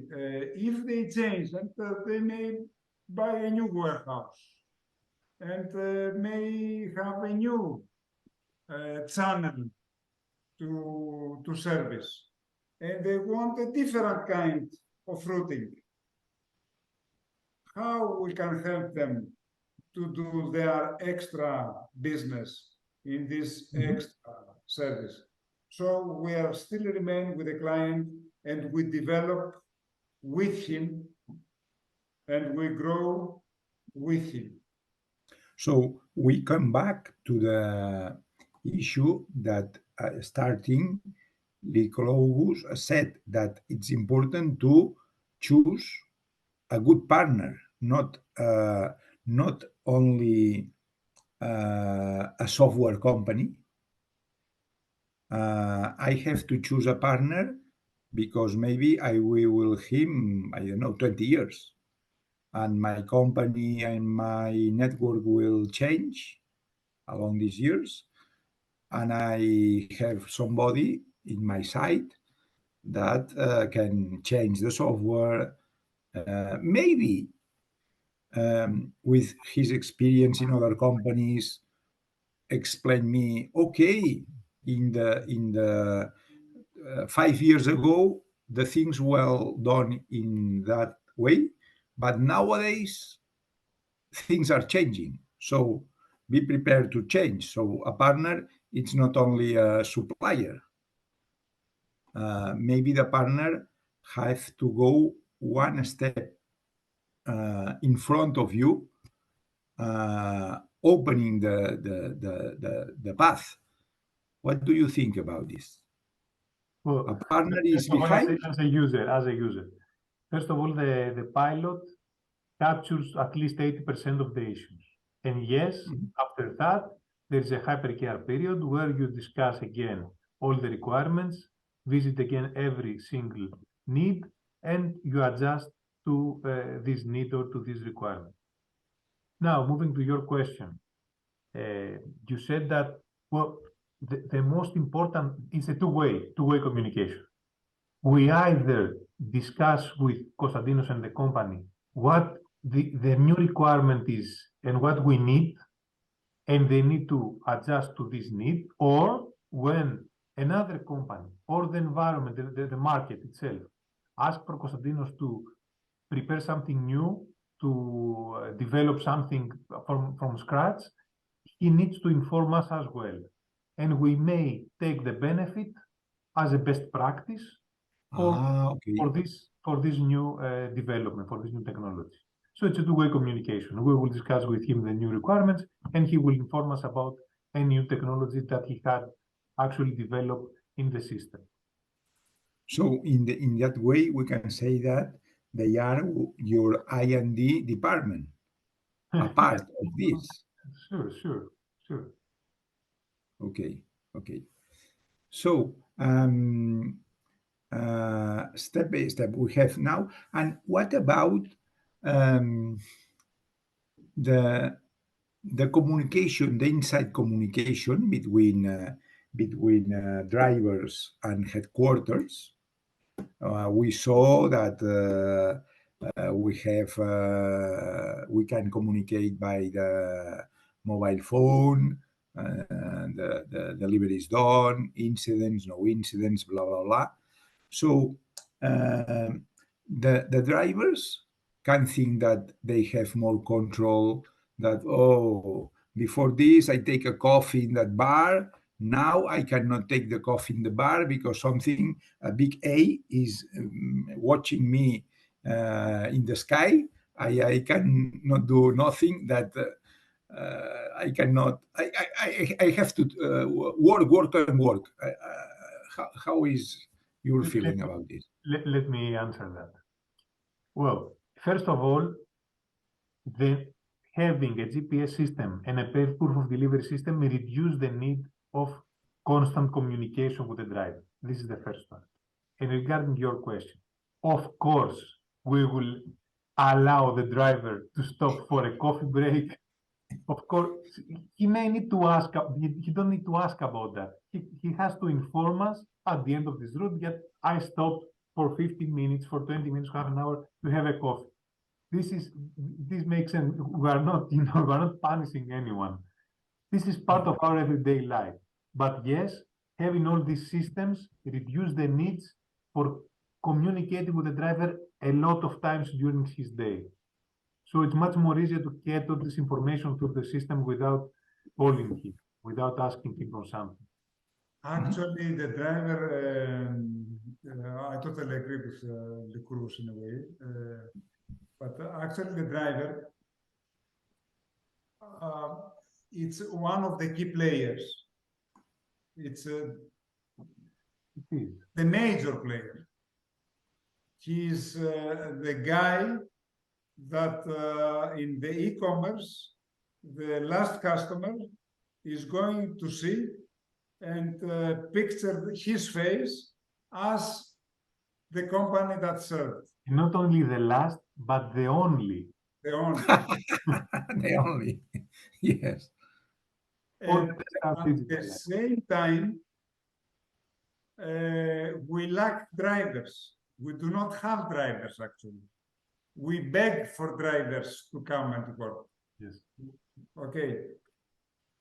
So what is important? Is important to make him feel comfortable, to make him, and this is what we are trying to do with our application. He doesn't need to think about where to stop, where to have the left or have the right. It's there. He followed the In rules. our new application, we cheer up with every green button he pushes to give him extra energy to do the next one. And we have to want him. If we do not be with us, he will be against us. Yeah. Okay, and we do not want this. We do not want the driver to sit always in the other side and say, yes, but at this location you sent me this day, it was very narrow the street and blah, blah, blah, blah, blah, blah. You know, drivers has a lot of stories to tell. It's part of the culture of each company, you know. Of course, we are all following some processes that we need to follow some process, all of us. Independently if you're a driver or general manager, you have to have some rules, you have some processes. But apart from that, there is the general culture of the company. No need to be very strict, you know. Exactly. You You have to pull him and to make him the driver of 2023. He wants to have a tablet, actually. He is more prestigious to go to the client with your tablet and say, okay, sign me there. Frankly speaking, after a period, let's say, of operating with the new technology, they start trusting this technology and they are keen on using the next one. Yes, in most cases, yes, in most cases. There is a fear always, there is a fear of changing, as I said before, but in the end of the day, they are keen of using new technologies because they make their life much easier than it used to be. Okay, and so the recipe, if we were in, maybe it's a joke, just a joke, if we were in Germany, in Denmark, in Norway, the rule was next Monday, the rules are this. But we are in Spain, in Italy, in Greece, in Portugal. So we have to manage the feelings of the drivers because our mind is our mind, Latin mind. The recipe, as far as I see, is explain, explain, and explain, not impose. Not impose. So explain, we will start a new project, blah, blah, blah. The goal of the project is blah, blah, blah. We will start with this pilot. We will start with these routes. We will start with these drivers because they have more experience, blah, blah, blah. And if you do these explanations, the succeed is not guaranteed, but you have more probabilities to succeed. Instead of next Monday, you will work instead of a pencil with a tablet. Exactly. That's true. So this is a part of in when you program the tasks in the projects, when you say 2 weeks for this, 2 weeks for that, blah blah blah. This explanation process is a part of the project, and you schedule this task inside the project. Yes. Of course, there's the training together in these weeks, the training of the dispatcher and the training of the drivers. As you saw, the application is damn easy. You just click buttons. Okay. Mhm.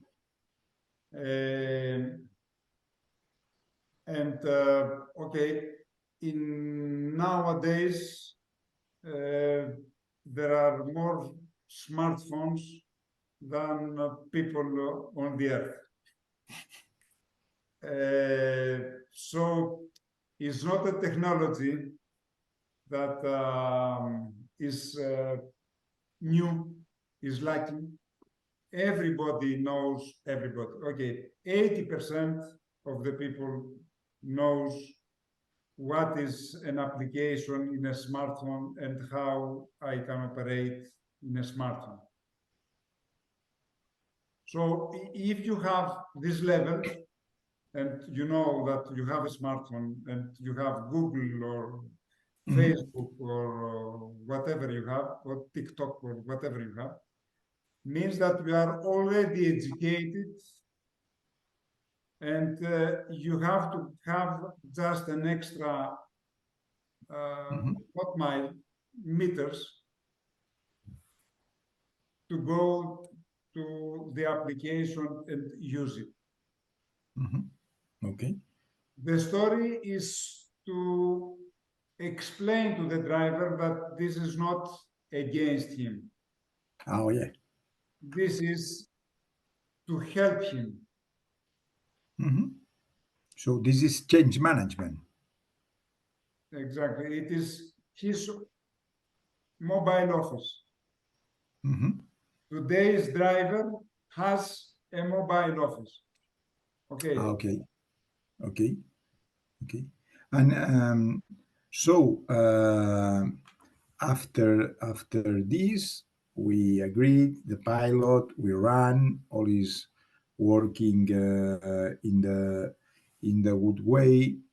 So now I can sleep because all is working by itself, or after the implementation and after guarantee that all is working, which are the challenges for a company that is working with the tool for 5, 10, 15 years, all is going in the right way. But which are the challenges? Let me answer that. Of course, first of all, it's not the same tool as 15 years ago. You know, the tool have been adjusted, have been developed, so it's different. The market is dynamic. This is the case. So you have to adjust. You never rest. Honestly, in logistics, you never rest. Problem solving and adjusting to new requirements is in our everyday life. So again, this is the case. You need to adjust to the new requirements and develop new technologies to meet the requirement coming mainly from our customers. Xavier, this is always the case. See, that, It's important. Well, you don't need. This is not an everyday business, just to be honest. But you need every 3 months, some months over a period, you need to revisit again all these processes and see if there is something that you can do in a more efficient way. mhm. So this is the case more. So digital implementing the implementation, it's not the goal. In fact, is the starting point. Indeed, it's a starting point. Yes. And what about the connection? Now I am connected. All my supply chain is connected. Blah blah blah. What about the connection with my customers? So, because probably my customers will be very happy if they can see the delivers, they can see by themselves some KPIs, they can share with me some information, of course, not strategic information, operative information. So the next step is to connect all this universe to my customers. It is actually connected. Konstantinos can answer that. It's a three-way connection, actually. The first one is that we are visible, everything is visible to us, to the users. Okay. Everything. By everything, I mean both vehicles and orders and deliveries. The second thing is that you have to provide visibility to your vendor, to your customer, for his orders only, for their orders only. Okay, not vehicles, of course. Okay, and for the end recipient, you have to provide also visibility for his order only. So everything can be visible to us, all these orders. As a company, we deliver 1.5 million orders on a yearly basis. So we have to have everything in place there and to divide these orders to our vendors and each vendor have visibility to this order and get the KPIs and the metrics. It's not only KPIs, our logistic metrics as well are being captured and downloaded from this specific tool. Okay, and So- for the end recipient as well, as I said before. So this is not a safe issue. Is to be capable of doing or not, because to do this, to inform all your customers of all this information with no digitalization, you will need thousands or hundreds of thousands of people phoning, sending emails, informing, and this is not sustainable. So it's probably be or not to be in the market. No, if you want, how can I say that? If you want to be in the market, if you want to be one of the best company worldwide or in your area, you need to implement new technologies, to invest in new technologies. If you don't, you will, frankly speaking, you will probably be out of the market in a few years. You cannot support the business without adjusting and using new technologies and investing in new capabilities and processes. It's Yes, very because- important. Mhm. Very important. And I think that nowadays more, because before the online environment, the delivers are, I don't know, 100, for example. But now maybe we have multiplied by 10 or by 1,000 with the e-commerce. The e-commerce it had boosted actually the needs, rapidly increased the requirements, the e-commerce, Okay. and in only a couple of years period. And what about reverse logistic? See, reverse, I don't know how to say in English, sorry. Oh, Logística inversa. Okay, it's the right, story. The reverse. Reverse, I would say, for me at least, it's the most not challenging. It's something that we have to work a bit more harder on. You know, we spend a lot of time for the reverse part when is needed, of course, but it's something that we need to work on. For me, logistics, reverse logistics and the packaging, which is not in our conversation at the moment, it's the two things that we have not worked hard on. Yes, it's a pity, but we need to find some new solutions on that. Mhm. We spend more time, a lot of time for acquiring the information for returning something. Yeah. And so maybe you have to match the delivers with logistic reverse, no? Say to join and to optimize. We can route returns. We can route returns. The information is not coming from a system. Most of the times we need to manually input the need of returning Okay, something. okay. Yes, we use interfaces, as Constantino said, we use API communication, telecommunications, but this is not mapped. This is not used. Probably we need to do something manually there. Mhm. And with your experience, Konstantinos, what about reverse logistics? You don't need to agree How? with me. You don't need to agree with me. It's, maybe our company is not working quite efficient in this sector. The reverse logistics are the same problem with the logistics per se in terms of technology. However, with the name reverse logistics, we name a lot of different things. Mhm. Reverse logistics are I go somewhere and someone says, I have these things, can you take them back? This is an information created at this time, at this place. There is no information in the system whatsoever. This is one part of the reverse logistics. Reverse logistics also there are 10 pallets there, and sometime I have to collect them. This is again a very vague notion of logistics. Reverse logistics can be very dynamic, that I know that I go to this location, I will give 2 pallets and I will get 1 back. And I know from the beginning everything, and I can plan. If I know, it's as I told you before, the whole story is about data and time. If I have the right data at the right time, I can do everything. Of course, in the real world, I cannot have all the information. Always there will be some information that I lack. And of course, time is always in logistics of essence. Mhm. Mhm. Time is the most difficult managed dimension. Okay. Time is always the most important story Mhm. for many things.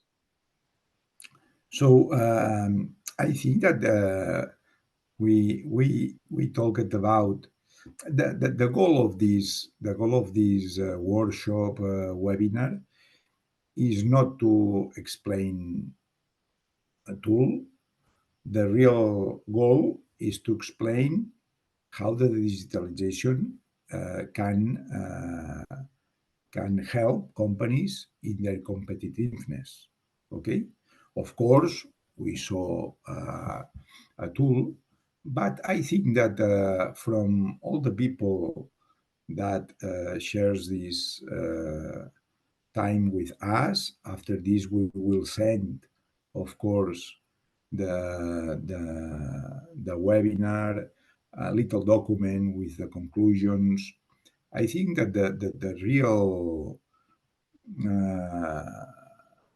value of this workshop webinar is that all the companies, all the professionals that have some doubt about how digitalization can help the companies, about which are the trends in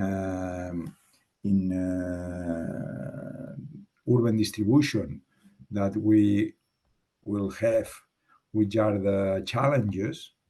Now they have an email and now they have a phone to ask about these dApps.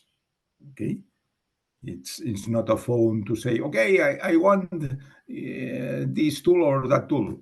Okay, I have a problem, I have a dApp, I have some issue.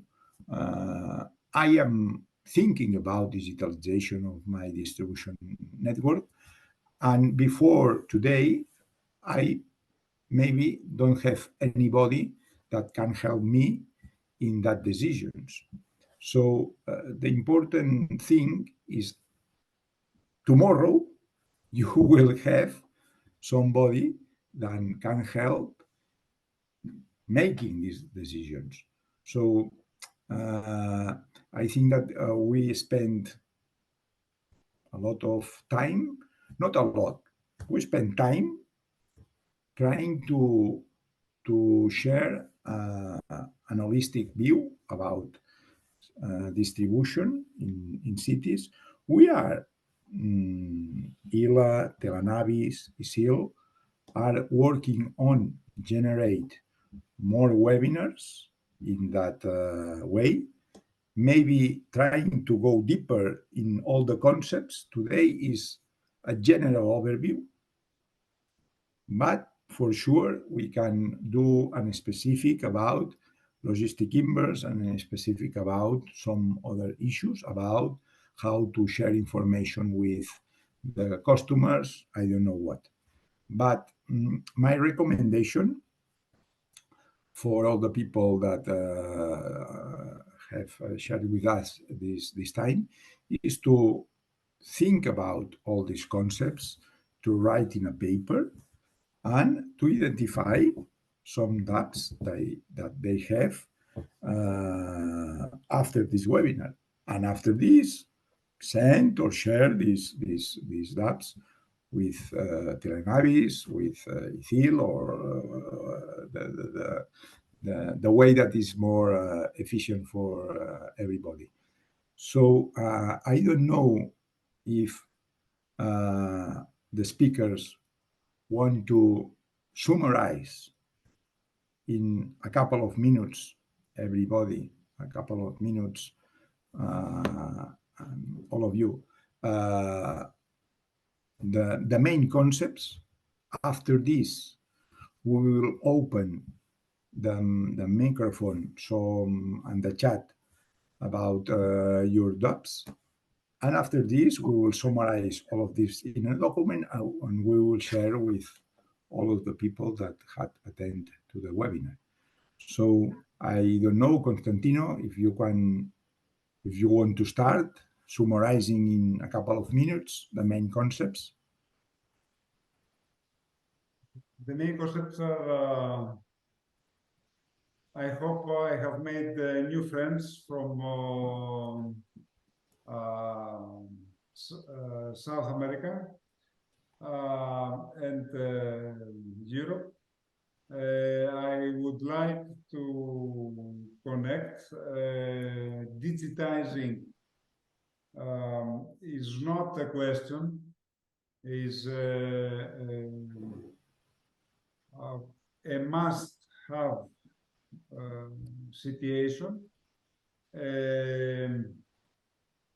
Finding the right way for each manager and for each company to do it is critical. And all the Greek team and Ella and ISIL are here to help. Mm-hmm. Thank you. And about the company that is using this software about the Diagenesis is the name of the company. It's The company is Diagenesis. okay. That means moving. moving, yes, movement orders, something like that. Okay.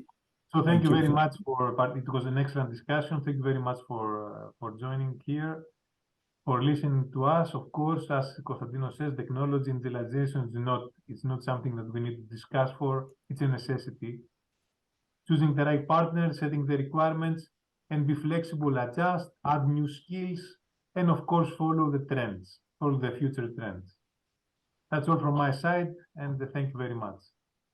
Also from my side, the same. Thank you very much for the opportunity and the great discussion. I don't think there is any question about do we digitalize or not. I think this is something that it's beyond our decision. I think it's something that everybody needs to do now. And I think that what Likur was mentioned is exactly the correct questions: with whom and how, and all the relevant questions. Thank you very much, and I hope we'll be able to continue this interaction. I think it was a great opportunity. Thank you to the panelists, thank you to organizers, to Kostas, and to all the attendees. Thank you. Thank you. Thank you. So my conclusions, modestly, is that digitalization is not an economic issue to save money or not to save money. Maybe you can save money, but from my point of view, is not the goal. The goal is to increase service level. The goal is to guarantee in a mid-term and long-term the service to our customers. The goal is to be better than our competitors in our service proposal to our customers. So after this, if we save money, so fantastic. But these kind of decisions should be made not as how long is the payback. Yeah, of course, it's important how long is the payback, but there are qualitative issues that we must think about. And the last, very fast, the last question to Konstantinos in this case, I have to invest or I can rent? See, I have to invest a lot of money buying this kind of tools, or maybe I can pay, I don't know. I have no idea. I am not interested. But the model, I can pay 0 point, I don't know what, per each delivery node, or I can variabilize, I can use this tool without paying, of course, but without investing. There is no investment. There is pay as you use story. The only part of if it is an investment cost, it is about if you need hardware, smartphones or telematic devices or stuff like this. And if you need specific services to be built for a specific solution. In our language, in the software language is software development services.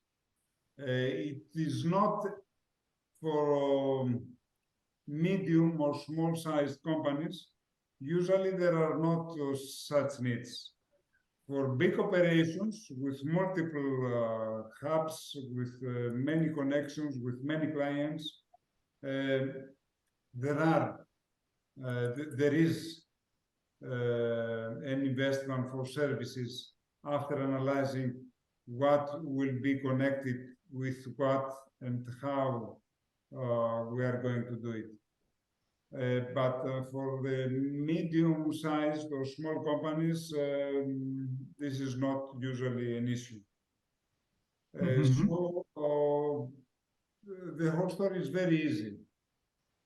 And it's not a matter of cost, it's a matter of surviving to be digitized or not.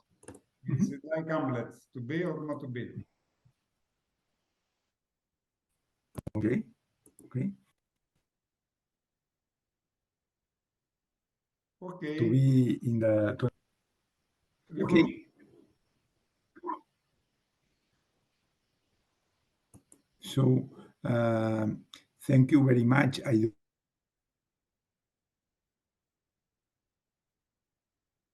I think now Javier has a problem. Yes. It's the same problem that I don't know if somebody or if not. Yeah, in the chat. Okay. I saw, yes, So in that, someone, a friend from Peru. I will be in Peru, so I will be very glad to meet you there. Why not? okay, okay. So Konstantinos will spend the Christmas holiday visiting Machu Picchu and other places he Spoiler. was explaining on Monday.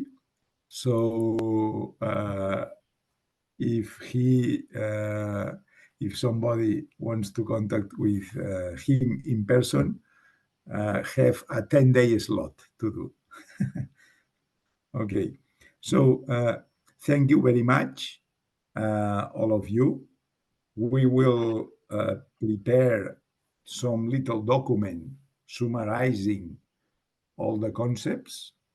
We will send to all the people that were in the webinar and was interested being in the webinar. And be aware because, as we said, this is the first step in maybe we are scheduling in 2024, maybe one webinar each 3 months, more or less, to go deeper in these concepts. So thank you very much. Have a nice day and see you soon. Thank you everybody. Keep in touch, LinkedIn, and Yes. and you can also have my details from Xavier. Yeah, of course, we will share all the information, as I mentioned, the video, and of course, the link, the contact email, the phone number of Konstantinos and his team. Okay, so thank you very much. Thank you. See you. Thank you, Konstantinos. Thank you. Bye-bye. Good evening, good day, good afternoon. Bye-bye. Bye. Bye-bye.